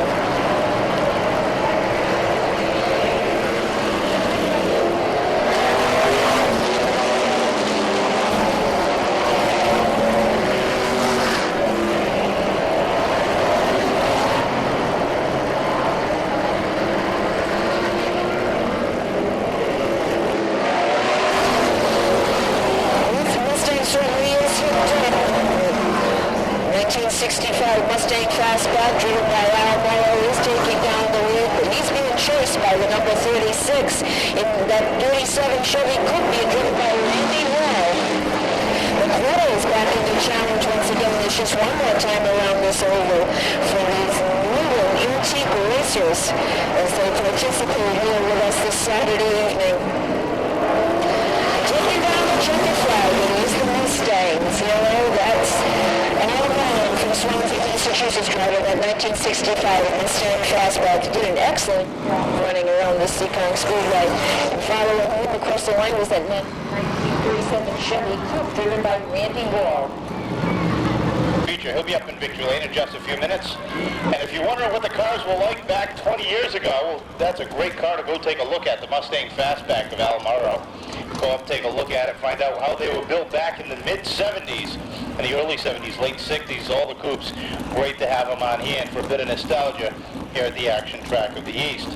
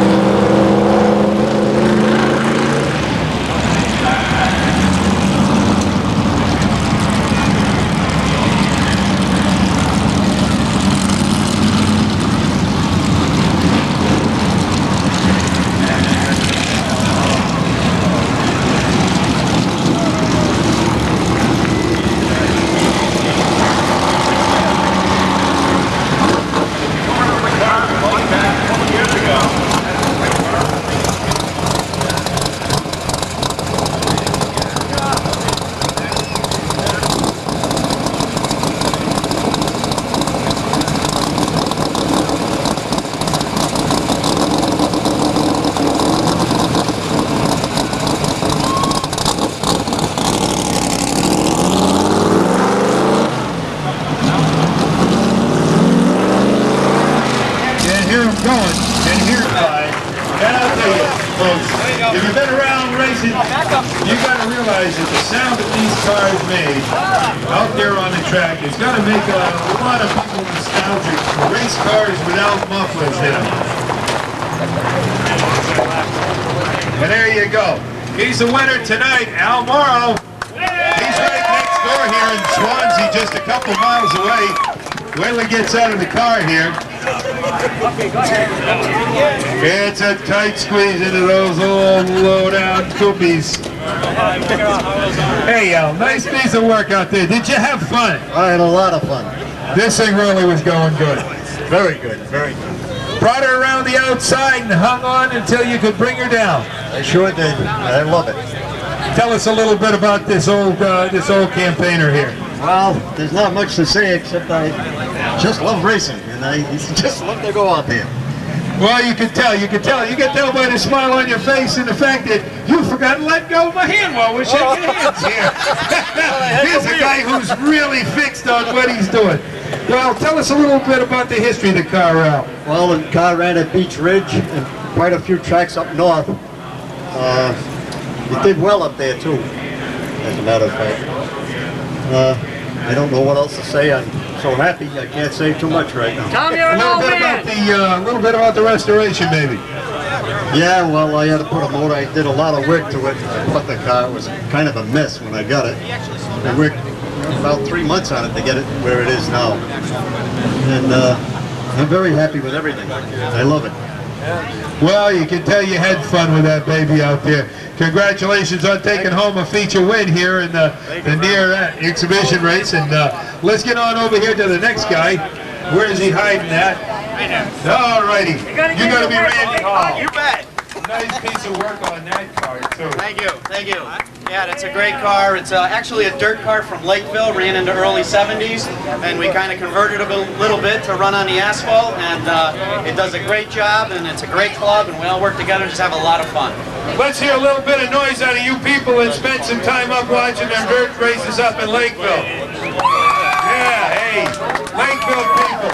Tell us who's Big John. Big John is the original driver. That he drove that many feature wins at Lakeville, and he drove at Monadnock, a few other tracks, but that was his claim to fame, 71 to 75 at Lakeville. Big John. Well, all right, it's a beautiful car. How long did it take you to get it restored? When we pulled it out of the woods, there were trees growing up through it, the headers had fallen off, the block was cracked because I never put any antifreeze in it, and it took a year of restoration to put it together, and we've been running it with the club for about 6 years now and just having a great time. Now, where in the woods did you find it? It was up in Wellington. Big John still owned the car. He actually wanted to cut the car up. He really didn't want anybody else to own it, and I worked with Big John, so I connived it out of him finally. It took a few years. Now, what's Big John's last name again? Big John Kershaw. All right. Thank you very much, and congratulations on a hard-fought and well-deserved third place. All righty, here's another one of our local guys, Charlie Lima, Lima's Auto Body. He's from Dartmouth, Massachusetts, right next to New Bedford here.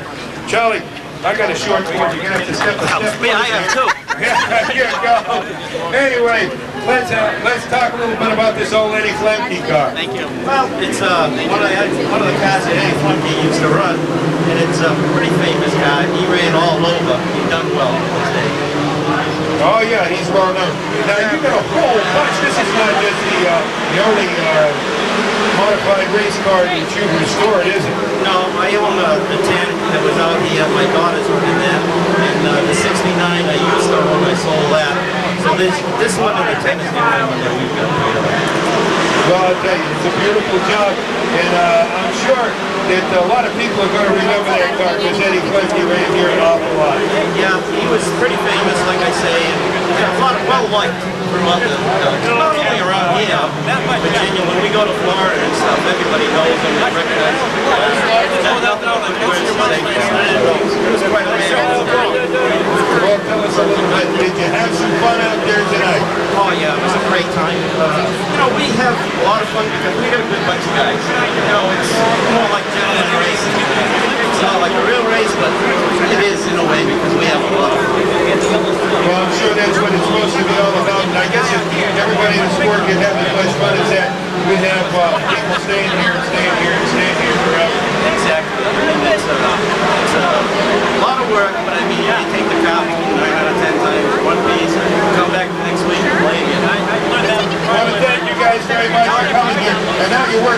autographs you guys, because the autograph table over there awaits. Okay. I'm going to go grab these other guys and make sure they got some things. Where are they? Where's the rest of our guys here? I need the cars out there. Hey, where's the third guy here? Where'd he go? Alright, we're going. Here we go. Thank you. You're welcome. Gotta get them all. Next up will be the Seekonk Sports Truck feature event. Before we get going, got a couple of announcements. The winner of tonight's New Hampshire tickets goes out to Roberta Francisco. Roberta, congratulations. She's out of Rumford, Rhode Island. She's going to New Hampshire International Speedway tomorrow with a free pair of passes. We've got the three-tracting Seekonk High School class of 1983. It's Robin Sloan. Starting fifth, number 65 for Pat McCrowan. Outside of Pat, the downforce, Colony Ford, number 2 for Tom Kiefer. Starting seventh, the St. Anne's Credit Union, Shady Tree Auto Sales, number 28 for Kevin Casper. Outside of Kevin, the King's Inn, number 42 for David Rosenfield. Ninth on the field, the Butts Racing Enterprises, number 63 for Mike Butts. Outside of Mike, the Westport Excavating Davis Auto Salvage, number 26 for Mark DeJesus.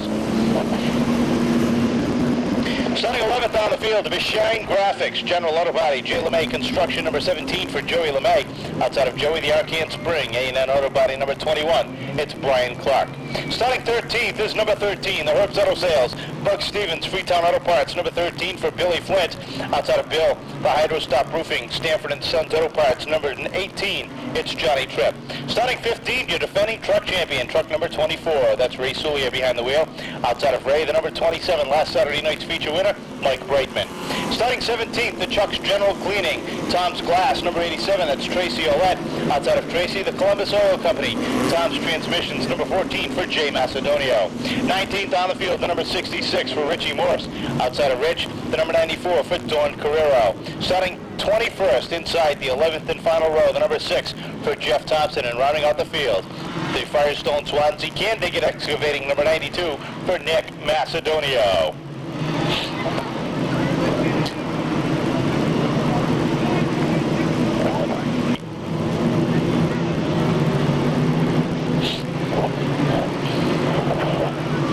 Laps the distance in this Parts America Seekonk Sports Truck feature event.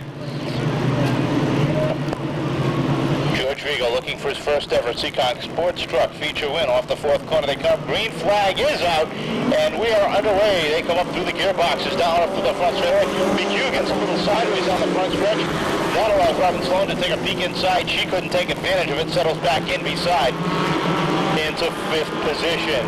Up front, George Rigo sets the pace. The one of Clark sits second, McCrowan third. Now Sloan gathers it back up to the inside, right in front of Kevin Casper and Mike Butts, as she moves to the inside of the 12 of John McHugh. Casper trying to make it 3 wide down the back midway. Truck around, that's Roscoe Sandberg in the number 26.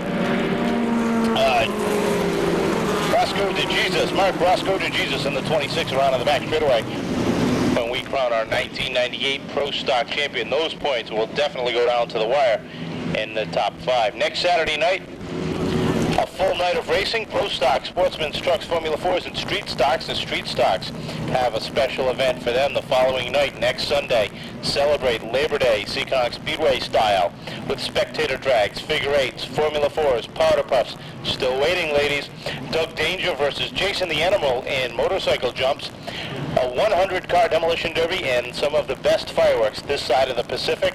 That's all Sunday, September the 6th. Action starts at 5 p.m. 2 weeks from tonight, Saturday night, September the 12th, Tasker Ford will be on hand with the Pro Stocks, Sportsman's Trucks, Street Stocks, and Formula 4s, all doing battle on that one, all brought to you by Tasker Ford. The following night, Saturday night, September the 19th, Zeke's Custom Performance will be on hand. That night has been switched for the Zeke's Custom Auto Perseverance Awards, along with a full night of racing, including the Nascimento Memorial Sportsman main event.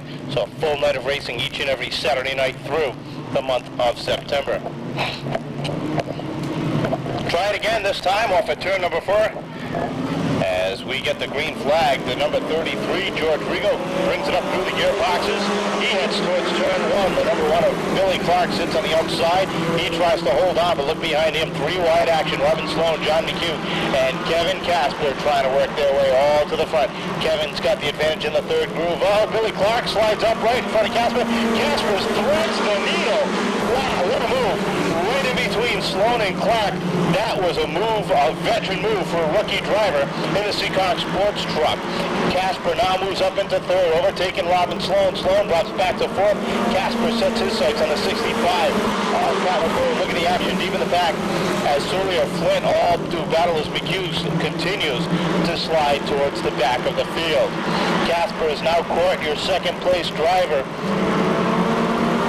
Now McCrone trying to hold on in that Chevrolet, the Ford, the maroon and white Ford, number 28 of Kevin Casper works the outside of that black 65 Chevrolet as they battle side by side off of turn number 4. McCrone trying to hold on a second. Casper works to the second group, trying to get by. Look who's coming, Billy Flint, the number 13. He's already up into the top 10, now sets his sights on the outside of Joe LeMay, makes quick work of him as he moves up into the 5th spot. He now sets his sights on Mike Butts in the number 63 as he tries to work his way, and following him, the number 24, defending truck champion Ray Surya, and Mike Brayman right there in the 27, trying to work his way to the inside as they go 3 wide down the back straightaway. Brayman, LeMay, and Surya all doing battle. Brayman backs off, lets things settle up before he tries to attack it again.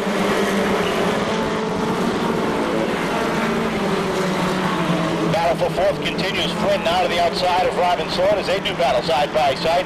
Double wide off at turn number 4. Sloan trying to hold on a fourth. Can't do it as Flint has just got a little bit too much. And he takes over fourth. Drops Sloan back to 5th. And he sets his sights on Casper, McCrowan, and Rigo. Rigo has opened up a 4-truck length lead over McCrowan and Casper. Casper again trying the outside, trying that second groove, trying to get by the 65 as we've got Joe LeMay around off of turn number 2. Everybody has to make it by, but we go back under caution for the second time.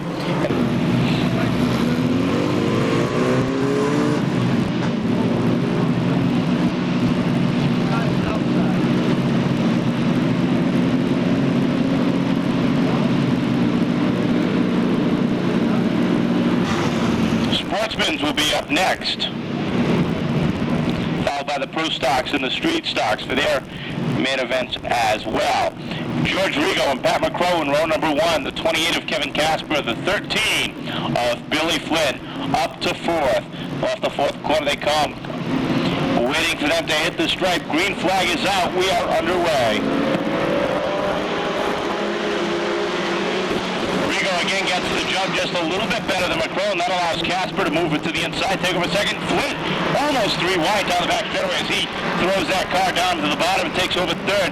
Now we've got a freight train for the lead. It's McCrow settles in for 4th. Mike Butts on the outside, that number 63, trying to take over 5th, but Mike Brakeman in the 27 tries to make it 3 wide as they head down the back straightaway. This time by, the cross flags are up.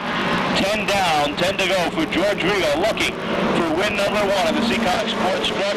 Casper and Flint, your top 3 as they head off at turn number 2. Flint looks to the inside of Casper, settles it back in, tries to get by now, looks to the outside as they head through 3 and 4, tries a slingshot move off the 4th corner, tries the inside, just not enough room. Casper now drifts that truck up to the second groove. That opens up the bottom lane. That allows Flint to get underneath, and now they battle for the second position. Off at turn number 4, Flint's got about a half a truck length lead in that second position. Casper sits in 3rd. Casper trying to settle it in as he gathers it back in, settles in for 3rd. Down the back straightaway, tries to close the gap up again, tries to make another run at Flint. Off the 4th corner they come, and George Rigo still leads him down, but Billy Flynn, he wants revenge from the fans on parade. Looks to the outside, settles back in, looks to the outside again off of turn number 2. Casper now looks to the inside of Flint as Flint tries to get some momentum going in that number 13, that black and red 13 of Flint trying the outside groove.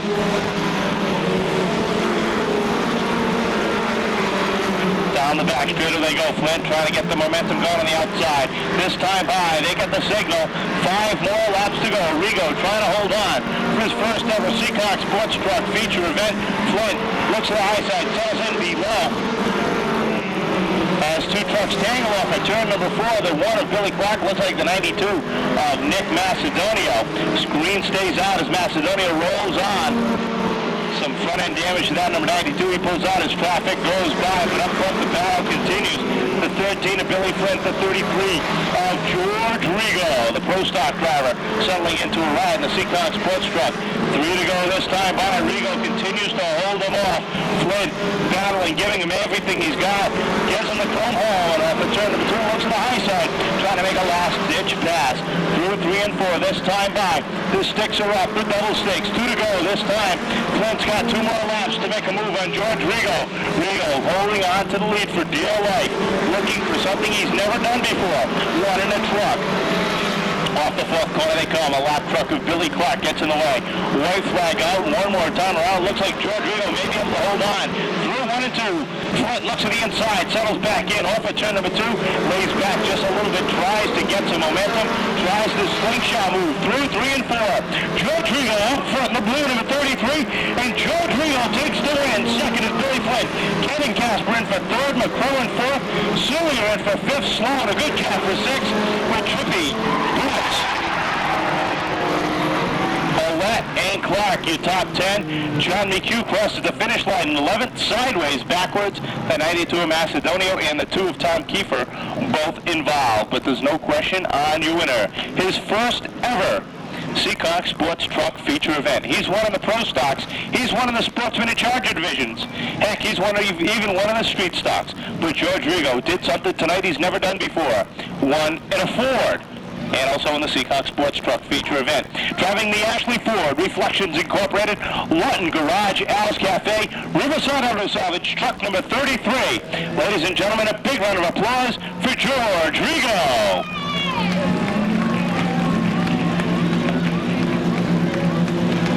From green to checker, driving a Ford.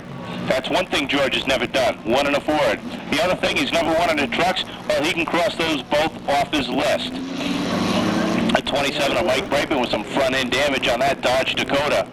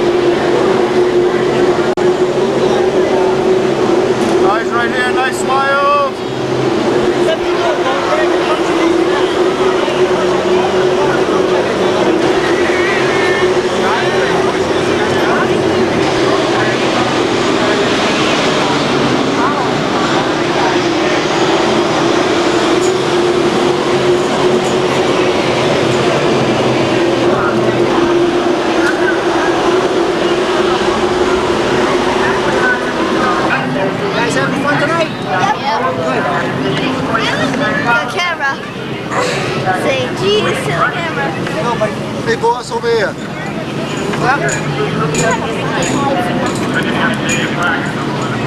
job, George. Justin. Who's that?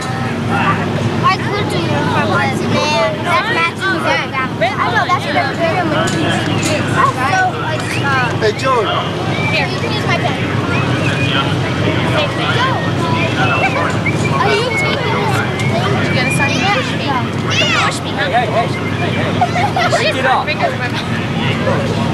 Go. We can give me a second. Hello.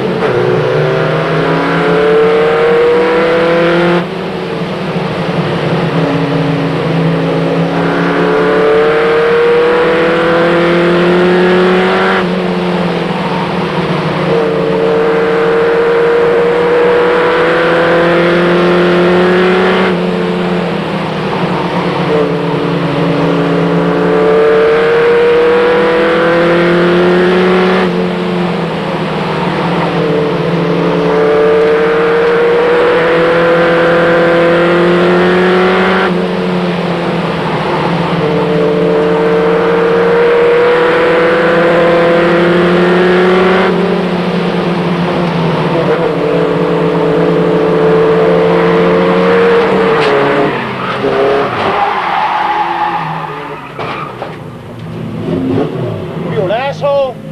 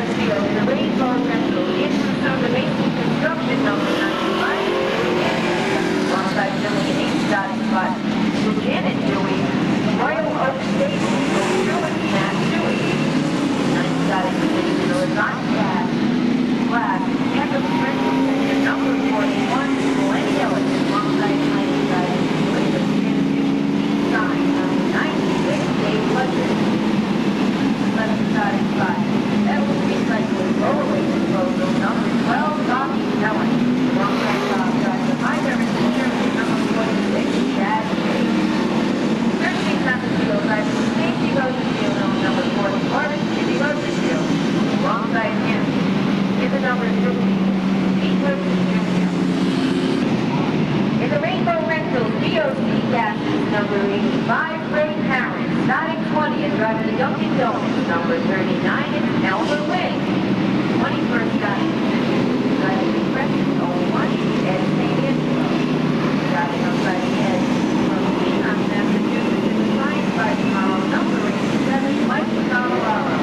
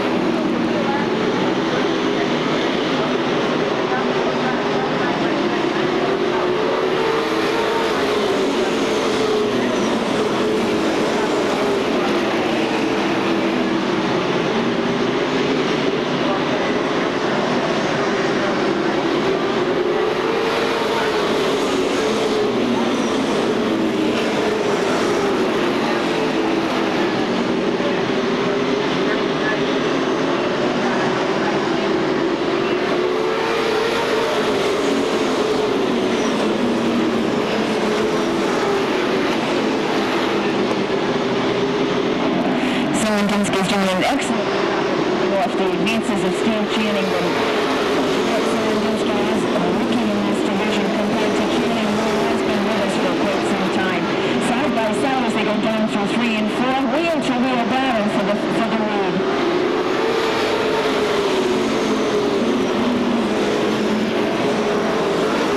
Everything is congested in the front of the pack. Something's got to go sooner or later. Sarandinski holding off Channing. Vinny and somebody makes a mistake so he can take that piece of territory and go right behind doing an excellent job sitting there on the inside of Vinny and Romo. He would like nothing better than to take down a feature win. It's been a long time since Wayne Dina has sat in victory lane.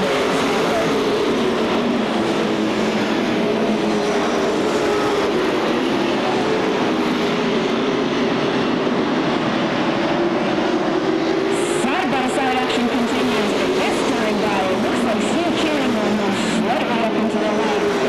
Wilson on his bunker is the 11 and Vinny and Romo. Vinny's following him on the high side. Sarandinski is doing everything he can to maintain his position, but it's still Steve Channing is taking over the lead. Vinny and Romo has moved up alongside Channing. He wants to take the lead down, and he's fighting with everything that he's got to get that Baker track to number 11 in victory lane here this evening.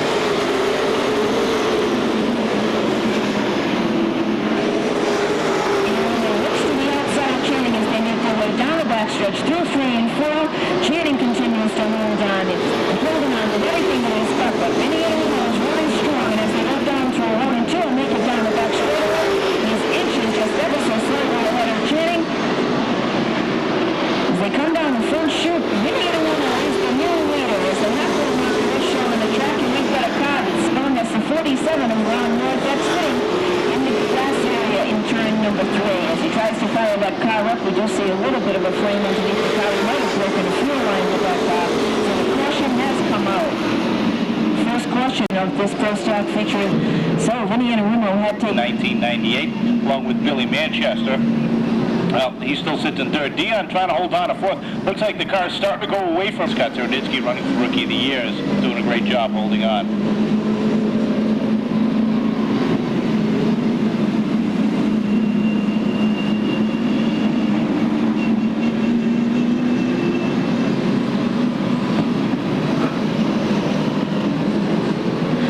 We still have quite considerable.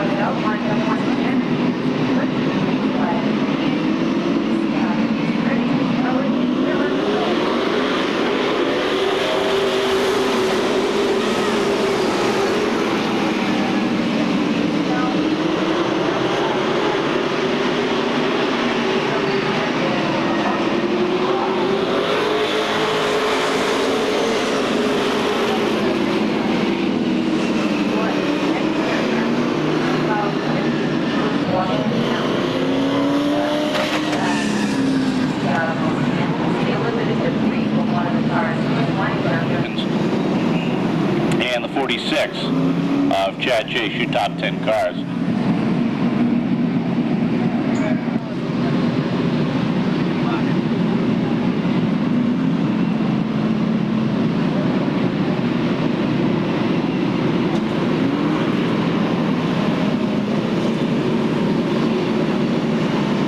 Starting out the accident cars in the lineup to get us ready to go back to racing action. Here you see the cars getting ready to cross over now.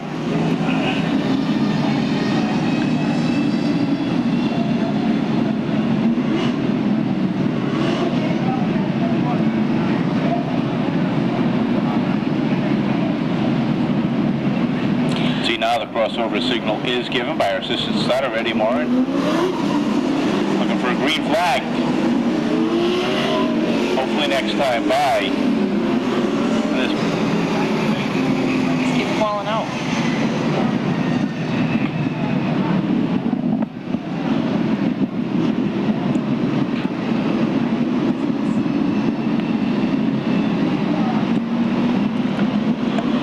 We're underway once again. Vinny Anarumo again gets the jumper up in the 4th turn.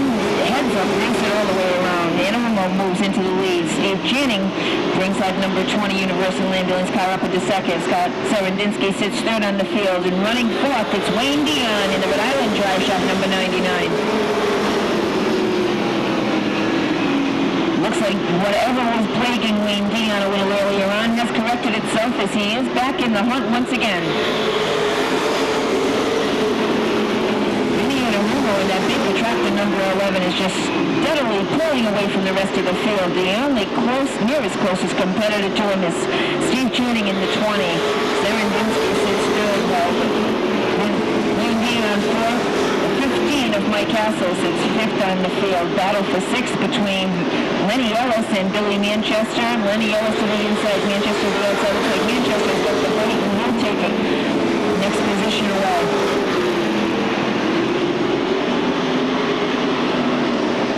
Once again, your top running guys in the usual instances, the 24 with Martin, the 46 with Chad Chase, they go side by side and they cannot seem to get past all of the traffic that is in the middle of the field.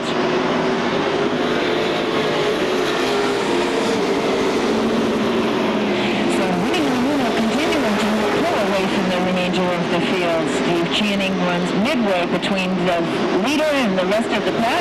Sitting 3rd is Seredinsky. On the move right now is Billy Manchester as he looks to the outside of Wayne Dion, taking over 5th spot as they make their way down the back straightaway. Manchester in the Indoor Ninjas number 95 doing an excellent job of handling that car into 5th position.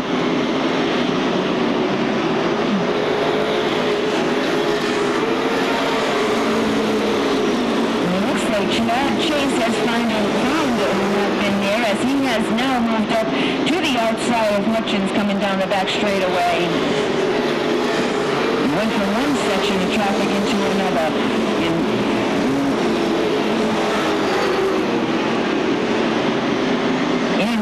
really a full field away from the rest of the pack. He's going to catch up with the tail end before too long if we stay under the green.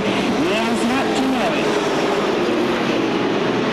Channing gave it all he had early on in the race, but this is it. Vinny Irumo is hooked up. He's dialed in. He's ready to take that car into victory lane.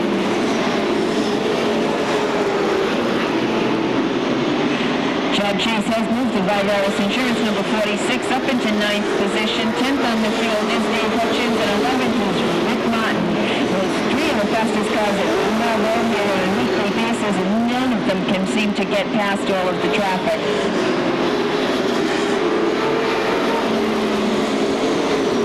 This looks like the old Vinny Irumo, as it seems like a cakewalk for him. And we've got contact made by the 96 and the 46. Dave Hutchins in the 96, the 46 of Chad Chase. Hutchins has the back off the gas, tries to collect himself, comes back in, makes contact with the O2 of Matt Dewey as he tries to get that 96 back on the rails once again.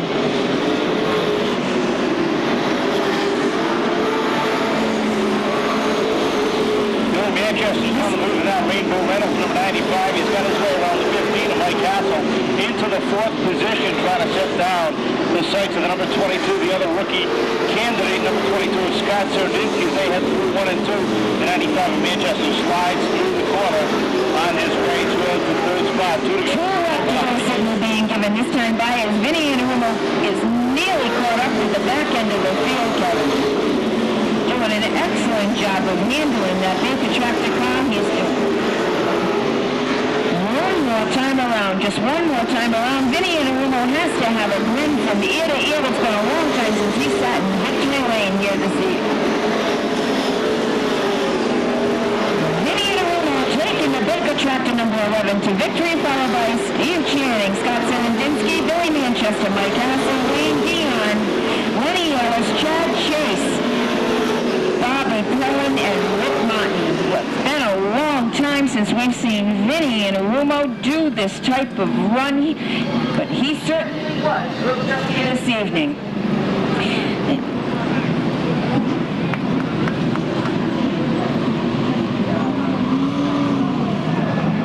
Auto Salvage Motion Motors, American Paving, Firestone Tire of Swansea, number 11, Vinny Irumo takes it home to victory. It's been a long time, and it's a well-deserved win for Vinny Irumo.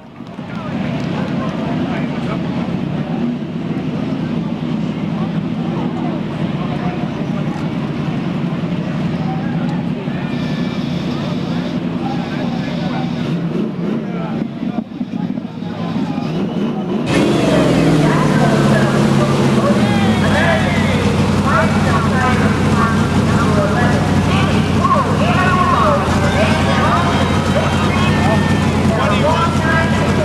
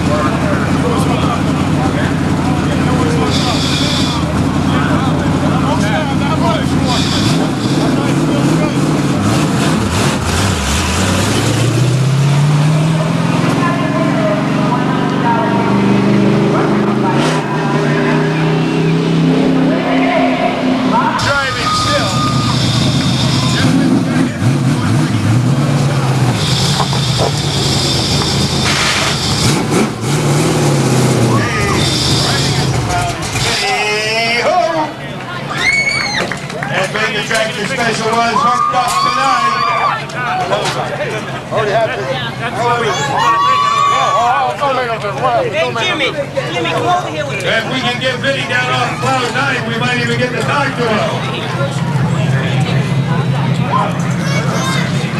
Alrighty, Vinny, that was a heck of a run out there tonight. That number 11 car was screaming.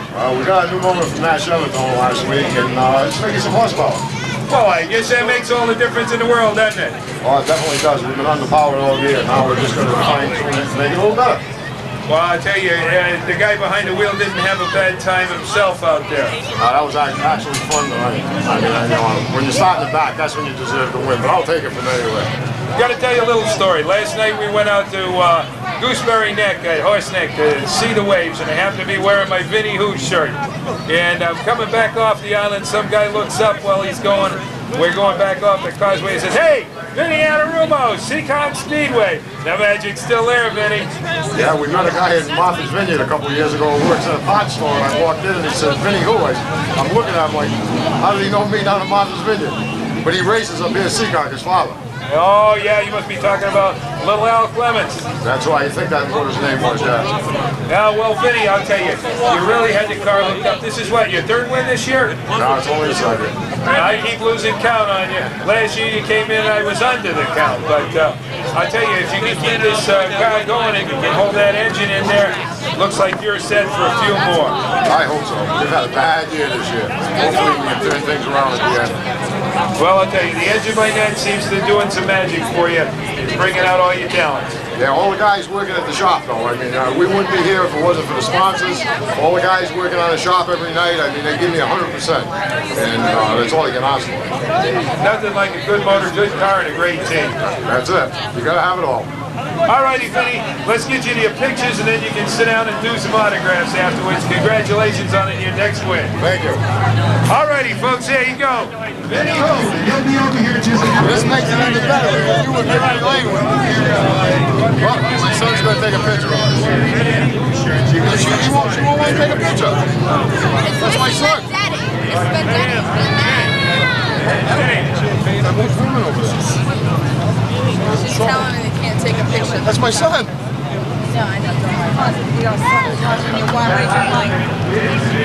Okay, thank you.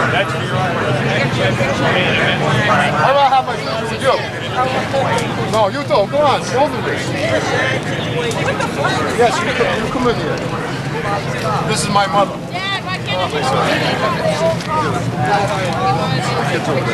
No, you know, they want that boy that wants to win. Joshua, he won a major event in the quarter midgets last weekend.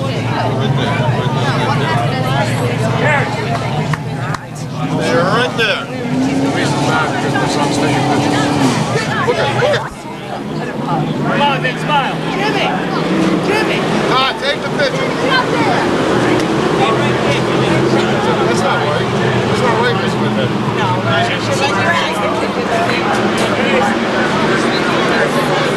It's different if I was taking somebody else, but he's taking mine. Why I just don't like over there jumping in my son's face?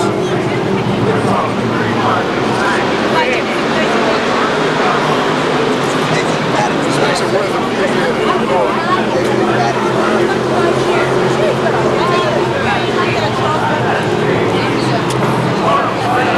Trophy. Thank you very much. All flat.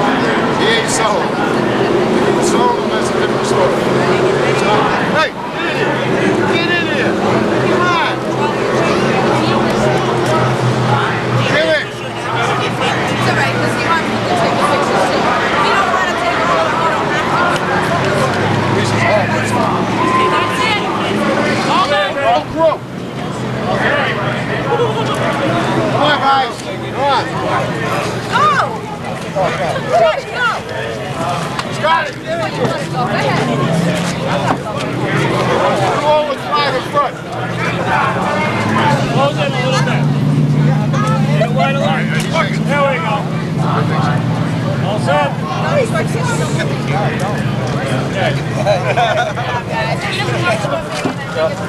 If he was selling the pictures, I agree with you. He ain't selling them. He's giving them away.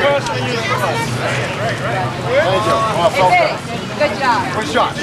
Right there, in the picture. I did that for you because you were here. Yeah. Oh, yes, definitely. Definitely. Yeah. There you go. So I gotta go sign autographs. You gonna take the car? I don't think. I need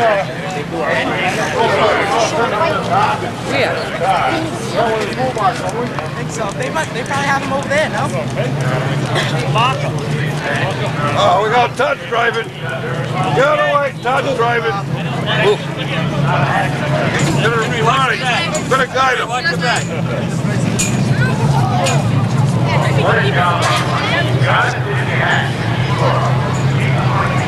Nothing did it. I'm very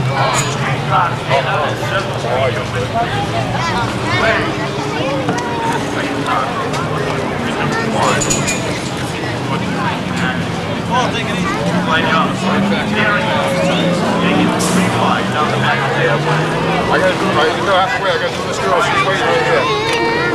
How you doing? Get down.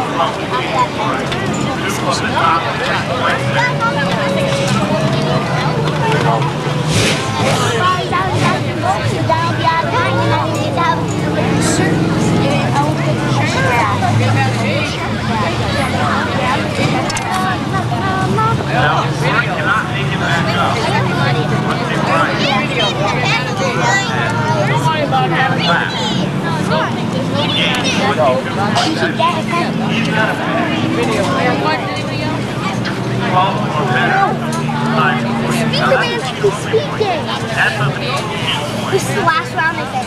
We're on sleeve? That's a nice shot. Yeah, that's what I said. That's what I should. Where'd you get that? Here comes Rory now back out of the chair. Looking at the big picture. There you go. I got one. You were, so was I. Yes, Your Highness. I'm going to take my shirt off. Oh, well. You already have stains on it. I know. So wash it off anyway. Stay for us, Father.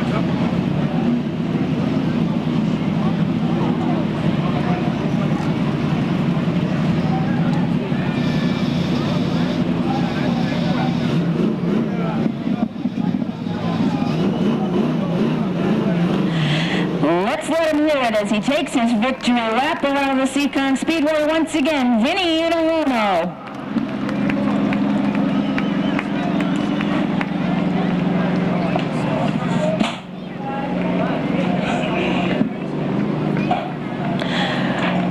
Sportsman feature event will be rolling out onto the track momentarily, and in the meantime, we'll be hearing from Pots America just once more. Pots America sponsoring all of tonight's racing here at the Seekonk Speedway. They have been kind enough to be giving away prizes throughout the night, and they do have the big one yet to come. That is the $100 gift certificate for Pots America.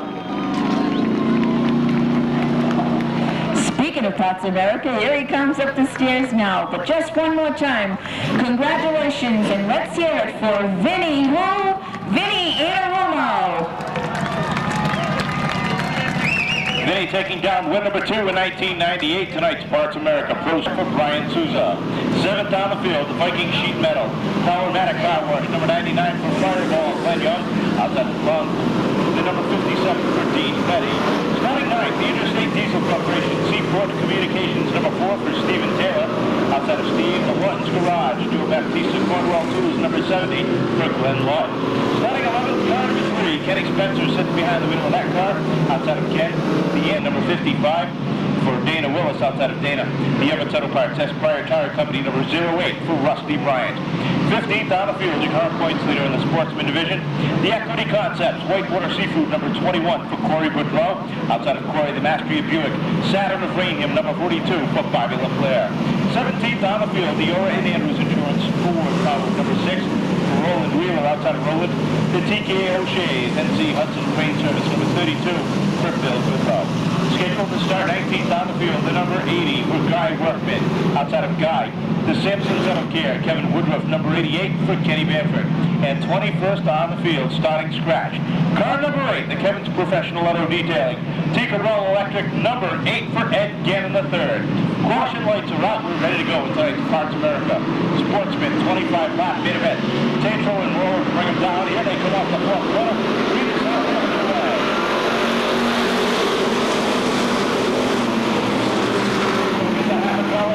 As they head down the back forward, now comes down the back forward, he drops a whole bunch of positions. As soon as the number 55.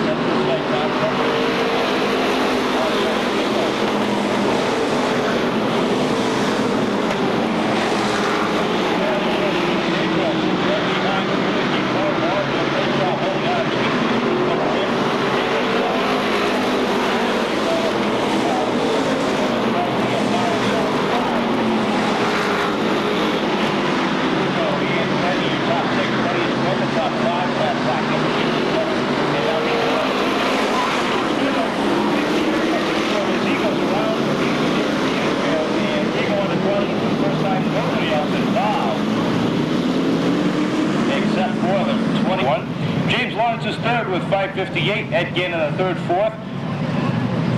We had 540 and Kenny Spencer rounding out the top 5 with 532. Glenn Lawton is 6th with 521. Dana Will is 7th with 518. Steve Taylor with 516. Glenn Young also with 516. And Dean Petty.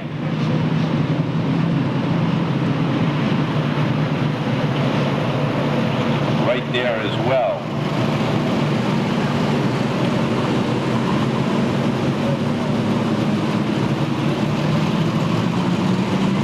Morrow sits back in 15th in points, 160 points, 70 points out of the lead. So looks like he's not going to run for the championship, but still looking for a top 10 in points, still well within striking distance of the top 10. For the top 10 are real close, 595 to 516. 80, 70 points separate the top 10. And still anybody's game this point in the season. 5 races to go. The points for the sportsman division go all the way through the Columbus Day week. 10 laps. laps have been completed. 15 laps remain in this Parts America Sportsman main event. 25 laps the total distance. 50 points to the winner in tonight's feature event. 15 points to the winner of each heat event for the Sportsman division, for a total of possible 65. If you look at the point standings from last week, the high point man was Bobby Leclerc with 64 points. He won the feature event, finished second in his heat.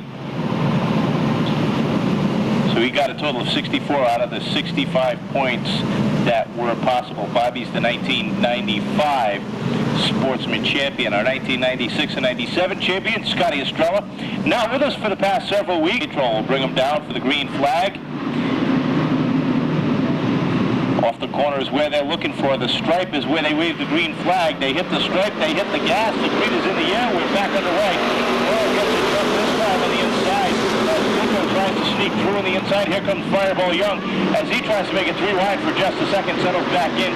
Corey Boudreau squeezing his way in right in front of Kenny Spencer off of turn number 4. Boudreau now sitting in second. Young on the inside as well, trying to work his way into the top 3. Boudreau, the 31, the black Chevrolet Monte Carlo. Over turn 4 they come. They get the cross flags halfway by. Corey gets a little bit sideways. Boudreau takes a look underneath his hand. One contact is made. Morrow slides up to the track. Boudreau gets underneath, takes over the lead. Here comes Young on the inside. Trying to take over second is 57. Dean Petty tries to make it 3 wide as he gets picked up into the third group.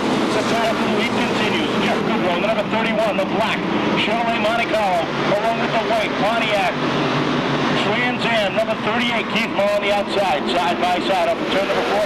Canty across the line that time. Petty third move sideways, loose, trying to gather it back up. He loses a whole bunch of spots out of the top 10, but up front, what a battle we've got. The veteran and the rookie with 10 to go. Jeff Boudreau, the veteran, Keith Moore, the rookie, as they run side by side for the lead. Glenn Young sits there in third. Wes Tatro fourth. The 4 of Taylor rounds out the top 5. Here comes Gannon into the top 10. Off the 4th corner they come. Morrow gets about a fender's length lead over Boudreau. Great job by the rookie holding on. Boudreau tries to get it back. Glenn Young makes it 3 wide down the back straightaway. Glenn Young, fireball to the inside. Moves his way into second. Dress hits it sights on the leader. Taylor gets loose on the turn of the 4th. Slides through the infield. Out of harm's way. We stay under green. But what a move by Young. Oh, Corey goes around on the back straightaway. Gannon's involved. The 81 is involved. The 08, the 57, all involved on the back straightaway. All involved in one incident or the other. The only one still on the field, Ed Gannon in the number 8. Sits 4th in points. Room to gain on 3rd, possibly 2nd, but not 1st, not tonight anyway. Bobby Leclerc is still on the field. He sits and no contact was made. So we'll have to wait to see what the final word is.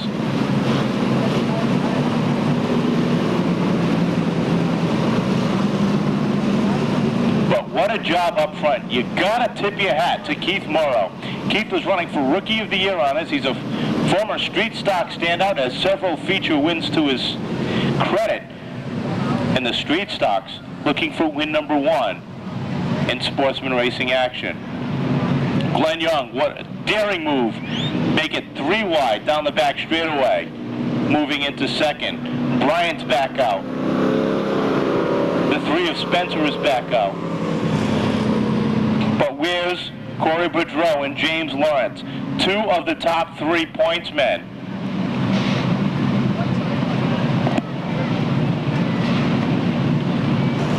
Big Roast and Barbecue Peace sign, Taylor Rental ABC Glass, number 99, looking for his first win in about 3 seasons. Has come close a couple of times, has had some bad luck. But tonight he looks Jack Roush and the Excite Batteries Jeff Burton team building engines for him. Great to see him on hand with us tonight, having a fine run just outside the top 10. After tonight he'll be heading back up to Loudon, New Hampshire, where Jeff is getting ready to run tomorrow. But great to see Jeff. Great to see Guy back here where at his roots, where he beat Lee and Cheryl Doobie in that number 80 team. And kind of worked out because that's his old number, number 80. Ran a blue Chevy Nova with the orange numbers, orange interior. Clinch green flag given to the field. Keith Morrow and Glenn Young, row number 1. The 31 and 62, row number 2. So out of the top 5 cars, you've got 5 different body styles. You've got the 38, which is a Chevrolet Camaro. You've got the 99, which is an older style Pontiac Grand Prix. The 31, which is the new style Pontiac Grand Prix. The 62, which is the Firebird. And the 70, which is a Monte Carlo. So we've got 5 different body styles in the top 5 cars. Something you don't see very often. Looking for the green flag. 17 down, 8 to go. Off the 4th corner they come. Kenny lets them go. We're back underway.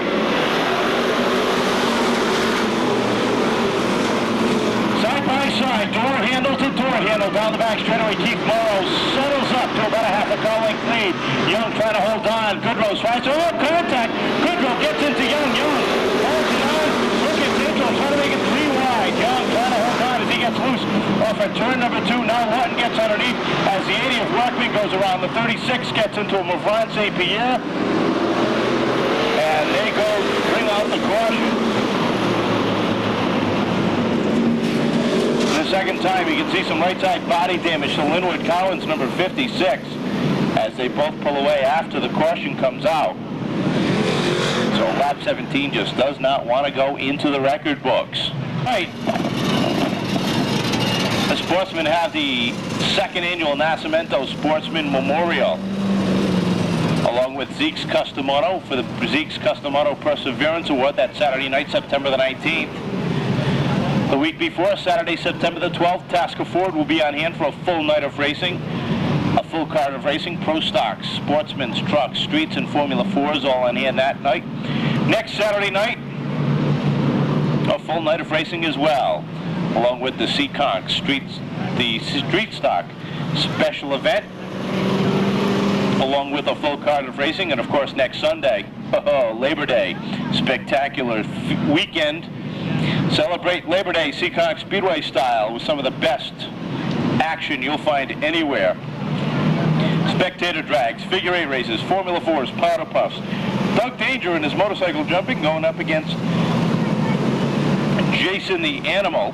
So he'll come out on top on that battle. Some of the best fireworks this side of the Pacific, and of course a 100-car demolition derby. That's all next Sunday, a week from tomorrow.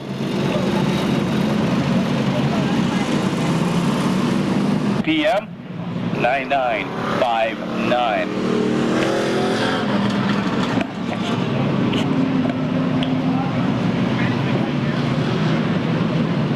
And of course, speaking of motorcycles, you don't want to miss Sunday, September the 20th. Action starts at 1:30 p.m. A $5,000 purse, 5 divisions of AMA professional motorcycle racing, plus a Super TT class.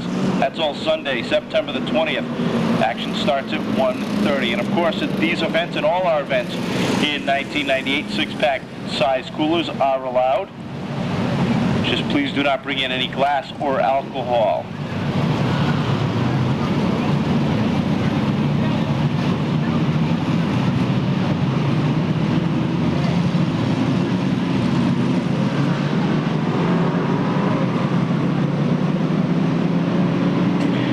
Laps remain in this 25-lap Sportsman Parts America feature event.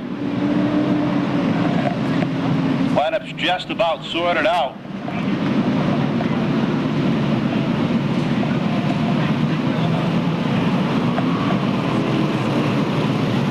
Clinch green flag given to Keith and Glenn on the front row.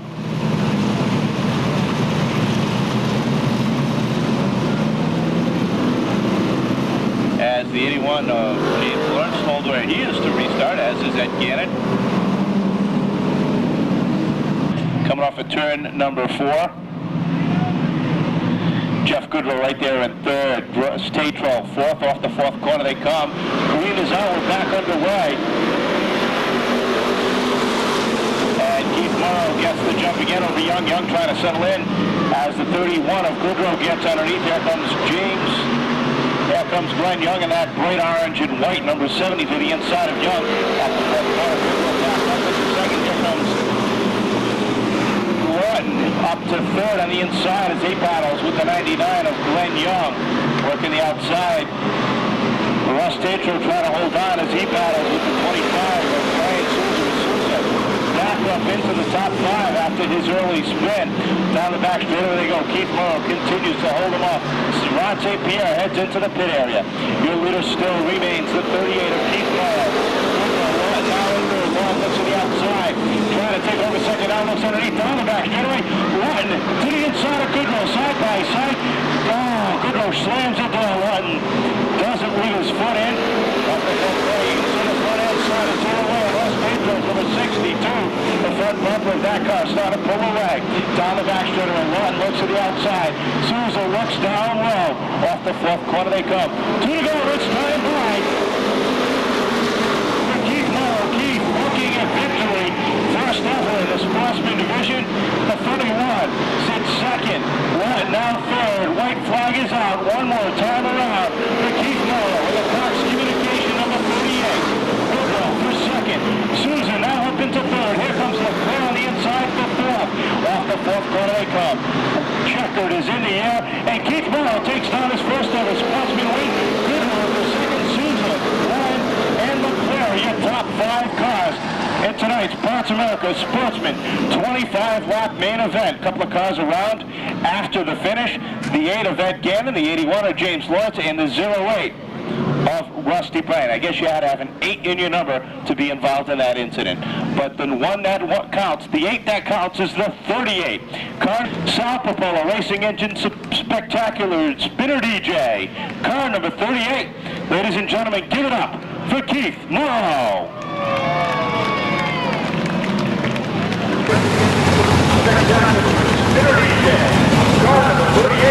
Ladies and gentlemen, give it up for Keith Morrow.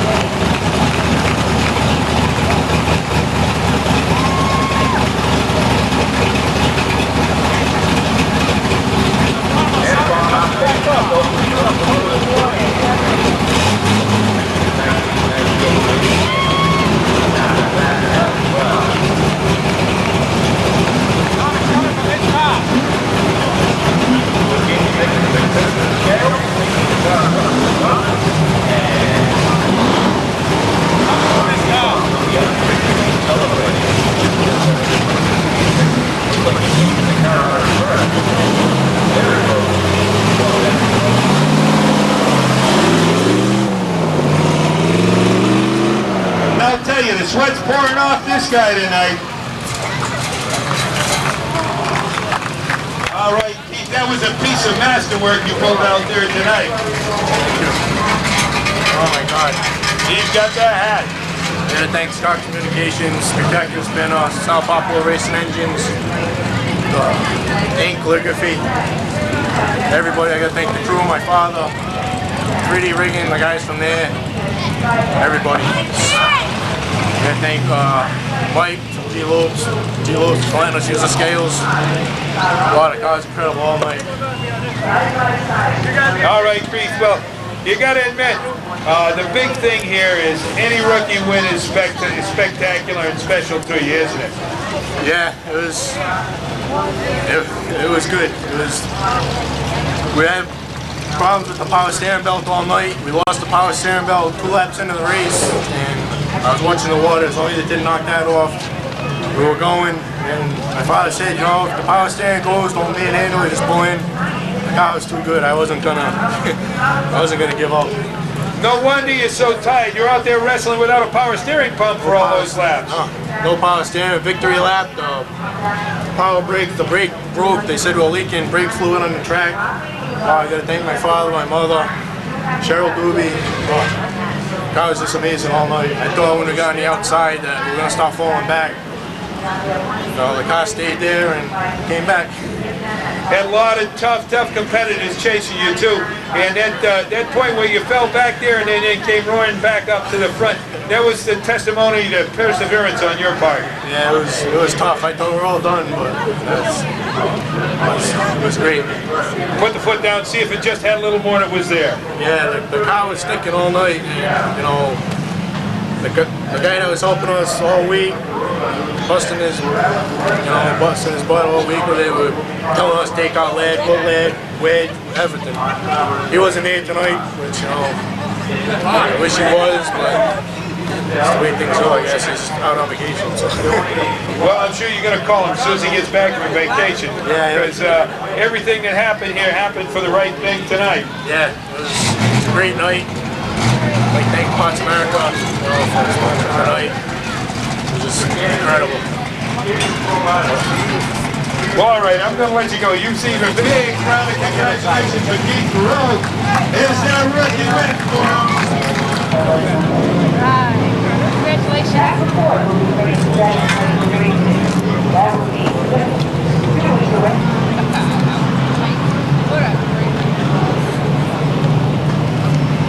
Guys, right here, Paul.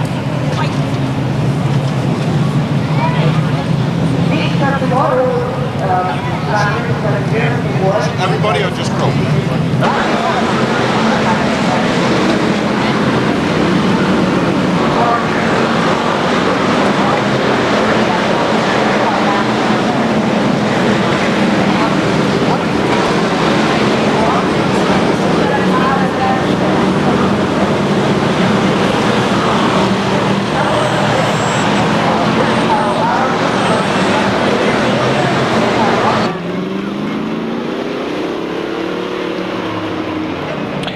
Has seen victory lane before with Scott Serendinsky behind the wheel in the past couple of seasons for the Sportsman division. Tonight, it's back where it belongs in victory lane. Congratulations, Keith, and the whole Morrow family and crew on win number 1.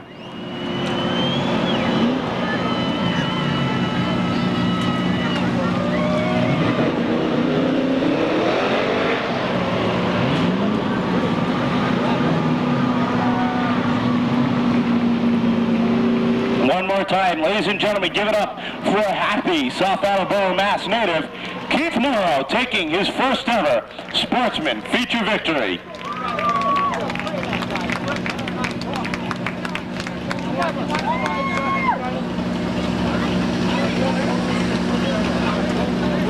And if I'm not mistaken, Keith also becomes the first rookie to win a race in the Sportsman division in 1998. Great to see him tackle that as well.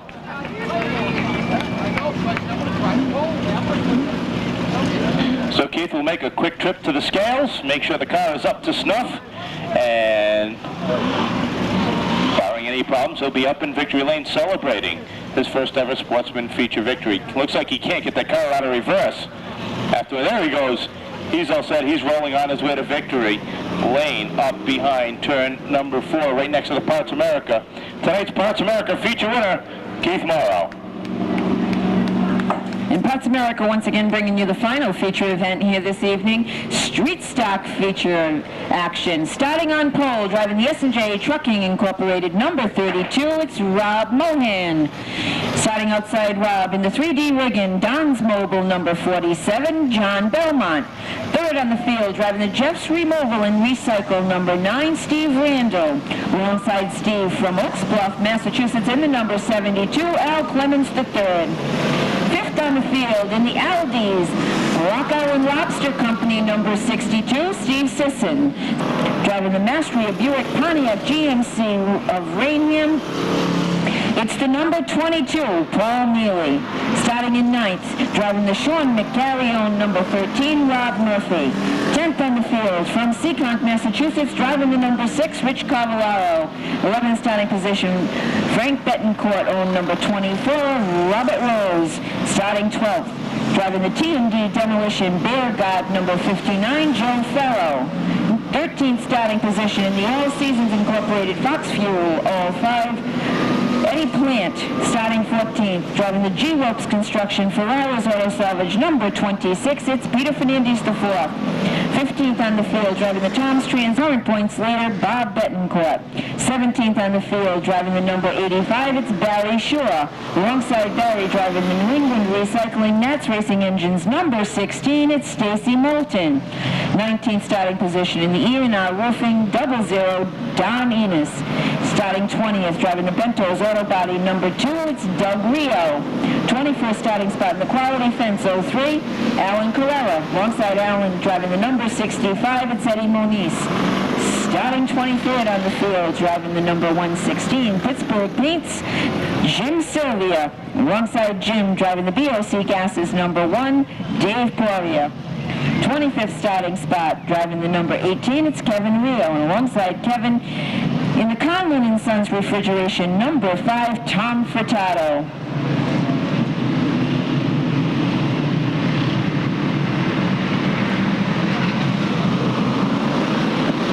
Green flags out and we're underway. Early jump. Real quick off the corner. Rob Mohan in the number 32. Mohan's set like he's man-possessed.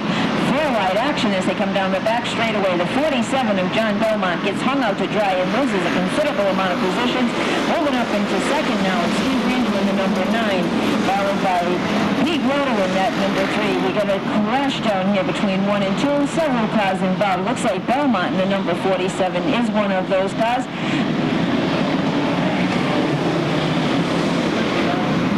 The 59 of Farrell, the 12, the 62 also involved in that, and as well as a couple of cars that got into it on the back. Will be the 100-car demolition derby right here at the Seekonk Speedway. Spectator drags, if you have been one of those folks who have said, gee, I wish I did that, I could have done that, maybe I should try that, here's your opportunity. This is the last time this season that you will be able to bring your own car, your street car, out here and compete side by side with another vehicle. As Monday, August the 31st, getting a little ahead of myself there. From 11:30 a.m. to 3 p.m. at the Old Country Buffet just up the road on Route 6, the Rhode Island Blood Center, the mobile donor entrance on Commerce Way in Seekonk. It's a great way to help your fellow man donating blood. And blood doesn't only just go for blood, it's split up 3 different ways to help people with all needs. And what good is a blood donor? Well, anyone who's having open heart surgery, for cancer patients, kids who fall out of trees, premature infants, even somebody who goes through the windshields and red lights. That's what a blood donor is good for. There will be figure 8 racing, Formula 4s, of course, like I said, the Powder Puffs, and the Doug Danger versus Jason the Animal motorcycle jump. Now, I don't know exactly what that's going to entail, but I know that I'm going to be here to find out, and we hope that you folks will be here as well. If you would like to buy your tickets in advance, they are taking advance ticket sales. You can get those tickets by contacting the track office, and that will be for advance sales. Tickets for adults are $15 and children under 12, just $5. Next week we have a street stock special here, Kevin. You want to let us know a little bit more about the street stock special? If there's anything located in the main straightaway here at the Seekonk Speedway, just remember, please don't drink and drive. Come Memento Sportsman Memorial. That will take place right here September the 19th, so that's just 3 weeks away. And don't forget, coming up is that spectacular motorcycle event that will take place on Sunday, September the 20th at 1:30 in the afternoon, featuring 5 divisions of American Motorcycle Association professional racing, plus the Super TT class. Now, I don't know exactly what that is, but I am going to make it a point to find out what the double file. And we are ready to get underway once again with the Street Stock feature event. Clinch green flag in hand. It's in the air, and we are racing once more.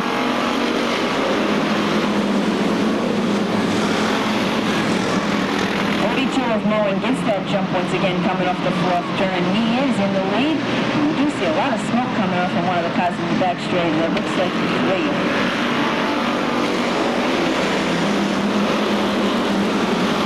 That's the number 1 car, Gloria, with a smoke pouring from it in the back end. 32 Moen doing a great job holding on 3-wide action down the back stretch and into turn number 3 and 4. 22 of Mueller to the inside. Deep road on number 9 of Randall. A 32 of Moen might have a little bit of a problem with that car, as there is a number of spots coming out from underneath it. You know, if something's dragging it, it's got a wheel going down, but it doesn't look too good for the number 32 of Rob Moen, who is your leader at this point. Moving up into second, Al Clemens in the number 72. The outside of Clemens has 3 of Pete Roller as they make their way down through 3 and 4. And they've got a car on the back stretch. Number 6 of Rich Cavallaro has spun on the back straightaway. He is able to get that car off of the track, and we do stay under green. Watching Number 16 has a problem. He's slow on the speedway, and that's going to end his night. Can't wait for the number 2 man in the Street Stock division. We've got a car down to turn number 2 that has spun, and it looks as though it will bring out a caution. That looks like the leader, the 32 of Rob Moen, looks like he's really had some difficulties there. He was doing an excellent job of holding down the lead. However, there was something definitely going wrong with that car, as we did see sparks out from under the car from the time the green flag flew. And when he went around, the 21, your points leader, Bobby Betancourt, got into him. I'm convinced the front of that car was built like a Sherman tank, because that car has seen more hits in 1998, and he just keeps on rolling along. Looks like we got a few problems around the racetrack, as we do have a car overheating up there. Moulton, the number 16, you know. Sarah Genest, Drew Given, Davik Genest, Crystal Serendinsky, and Kyra Wally. These folks took the time to color a picture, something special. This is not a picture that was out of a book. They had to actually create one about the races. Most of them were race cars. They were put up down here.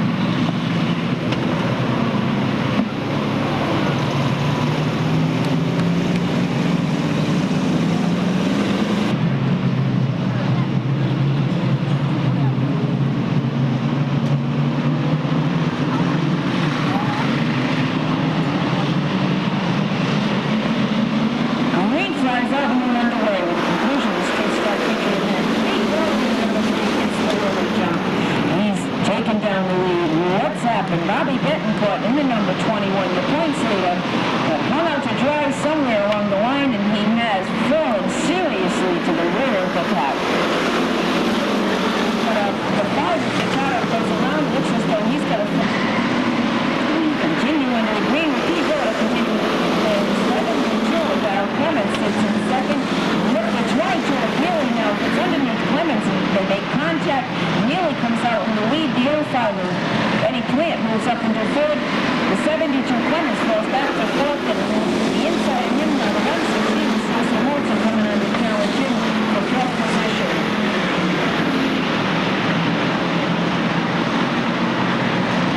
Morton in the 116 takes down fourth as he comes down the front straightaway and pulls ahead of the 74 of Al Clemens. The 13 of Rob Murphy now moves up to challenge for fifth, while Pete Roller in the number 3 continues to set distance between himself and the rest of the field. Halfway marker being shown this time by, while Neely now sits second in the field.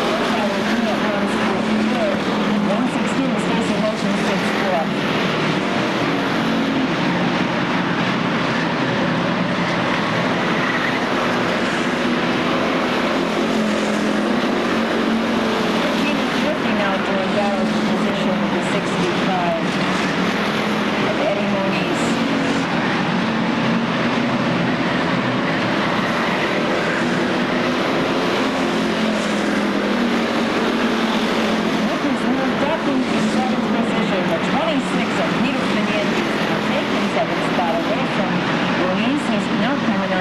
challenge. Next spot. Sideways he gets off the fourth turn. Gets himself in the whole line as he gets past the 13 of Rob Mercury. And Pete Rhoda continues to walk away from the rest of the field. His next closest competitor is the 22 of Mealy, but Mealy doesn't quite a bit of distance between himself and the leader. Look at how he's doing on the turn and trying to work himself back out and go forward. 5 left to go, signal being shown this time by 5 laps down, moving the street stock feature event.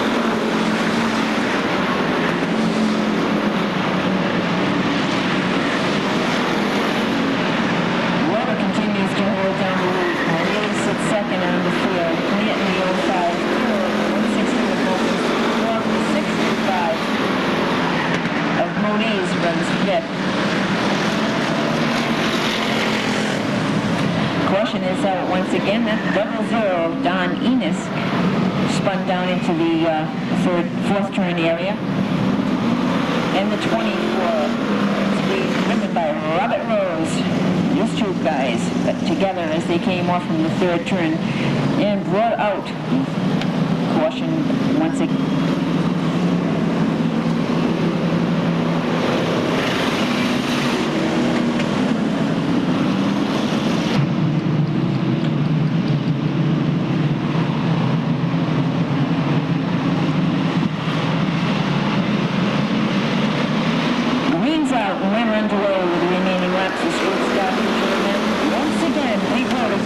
Coming off from the fourth turn, he is going to hold down the lead.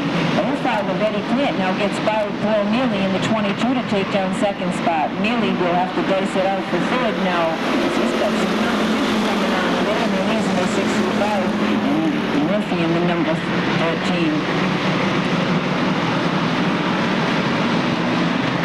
Could it be that the 05 has a little bit left under the hood, and he's coming on strong? Pete Rhoda, veteran in the number 3, has got a lot of experience with wins here at the Seekonk Speedway. He's got a lot of years under his belt in the street stock division. 2 laps to go. 2-lap marker being shown on the field as Pete Rhoda continues to hold on the lead turn for Taylor. 05 with Plant sits second.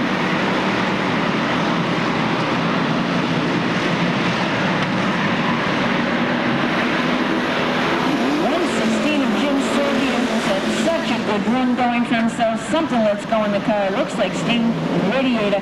He spins going down into the fourth turn, and it brings out yet another caution. Paul Mealy in the 22 spun as well down the back straightaway. What happened to that car? As I looked up, why?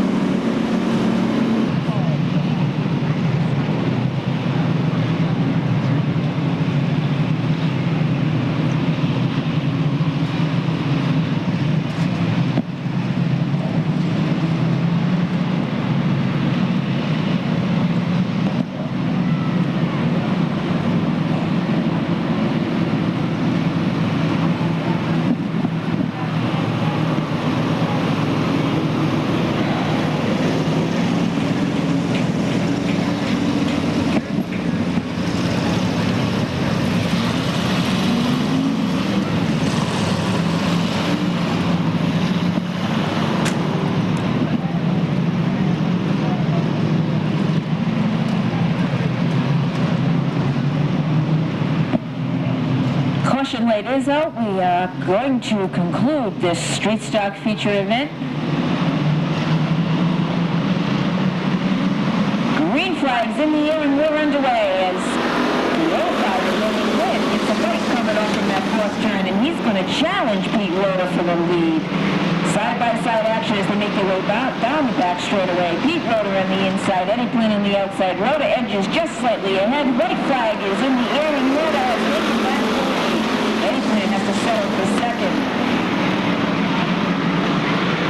We've got contact made once again down in the second turn. I see Paul Mealy in number 22.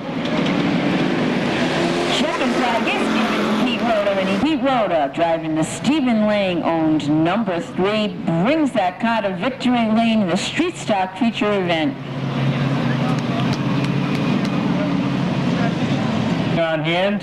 Congratulations going out to all our future winners tonight and to all the fans that came out and participated in a great fans on parade display. Don't forget next year's version. Start now. Get your posters, banners, and anything else you want to do, costumes ready. We got next Saturday night a full night of racing. Pro Stock, Sportsman's Trucks, Formula 4s, and a Street Stock special event. That's all next Saturday night. And of course, next Sunday, celebrate Labor Day, Seekonk Speedway.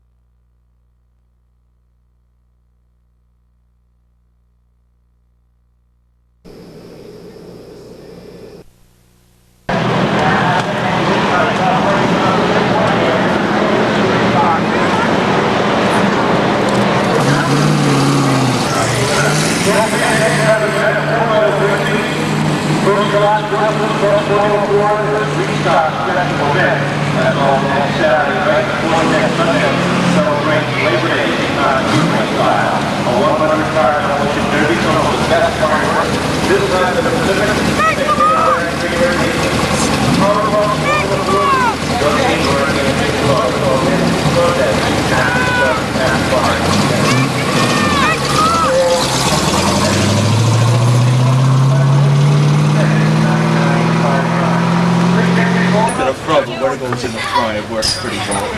Well, I don't know, Pete. I was standing there looking at you, and I saw you starting outside on the second row on that restart, and I said, this is what Pete likes. I turned around and said to the guy, says, you know something, I got a feeling that 3-car just might go to the front. Well, it took you a little while and a lot of work, but you sure did put it that way. And between that point and the caution plate, you put an awful lot of open space between you and the car behind you. Yeah, we just had a good car tonight. We had a little bit of trouble overheating the last 2 weeks, and if it wasn't for Manchester Racing Engines, we definitely wouldn't be here. No way. Well, you had a pretty good time on that restart with young Eddie Plant. Now, Eddie really gave you a good run for the money there, and sure enough, it was a heck of a race with you two. Eddie Plant, he's got a fast car there. He's, you know, he gets it a little more straightened out. He's going to be tough to beat. He's just right about there. He's doing good. Well, you know, you've got cars straightened out, and we were just wondering, Pete, is this the first time that you've taken 2 wins in a season? Yeah, first time. 20 years.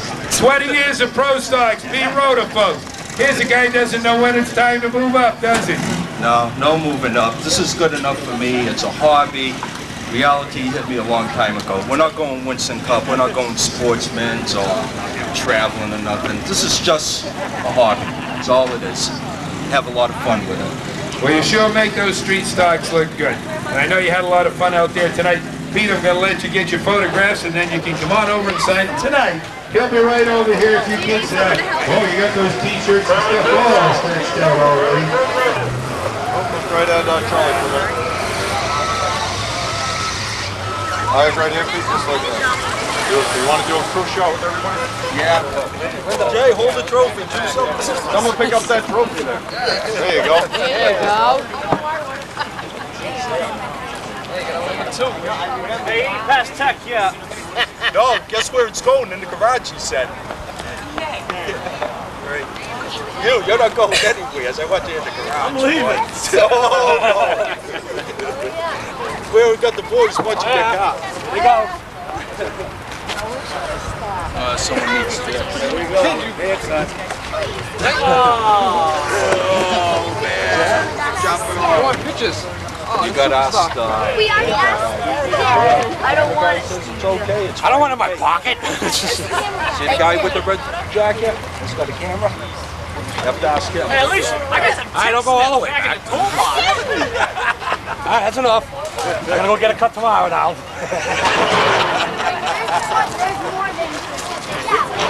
that it? It's me too. We're done with pictures? Thank you. Excuse me? Dana!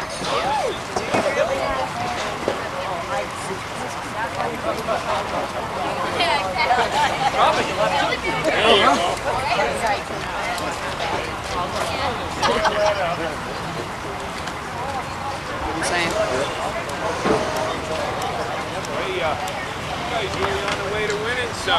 Hope so. Tyler, I'll be right back. To the picture?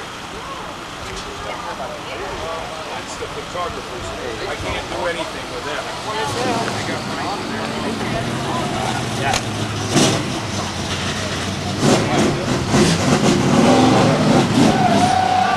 No big deal. Look at Jamie work.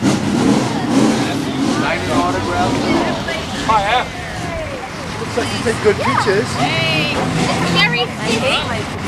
Just exit that. Let's see what we can do.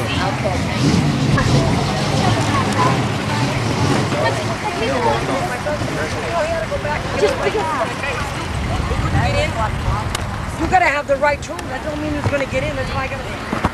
And anything else you want to do, costumes ready for 1999. Congratulations again going out to Pete Roeder, tonight's Parts America Street Stock feature winner. Don't forget, next Saturday night, a full night of racing. Pro Stock, Sportsman's Trucks, Formula 4s, and a Street Stock special event. That's all next Saturday night. And of course, next Sunday, celebrate Labor Day, Seekonk Speedway style. A 100-car demolition derby, some of the best fireworks this side of the Pacific. Spectator drags, figure eight racing, powder puffs, Formula 4s, Doug Danger on hand as well. That's all next Sunday. Action starts at 5. 336-9959. Big thanks going to all our weekly supporters. Coors Beer on tap each and every Saturday night. Pepsi Cola, nothing goes better on a hot summer day than a nice cold Pepsi Cola. Marlboro with their Fast Track 3 program, New England Racing Fuel, Balto Dodge, and the beautiful 1998 Dodge Intrepid pace car. Time Warner Cable on hand last Saturday night, catching all the action. At your home this week. And of course, don't forget, this Tuesday night and every Tuesday night, Torque's Bar and Grill on Route 114 in Seekonk, just behind the old Harry, I'm Kevin Boucher. Thank you, and good night.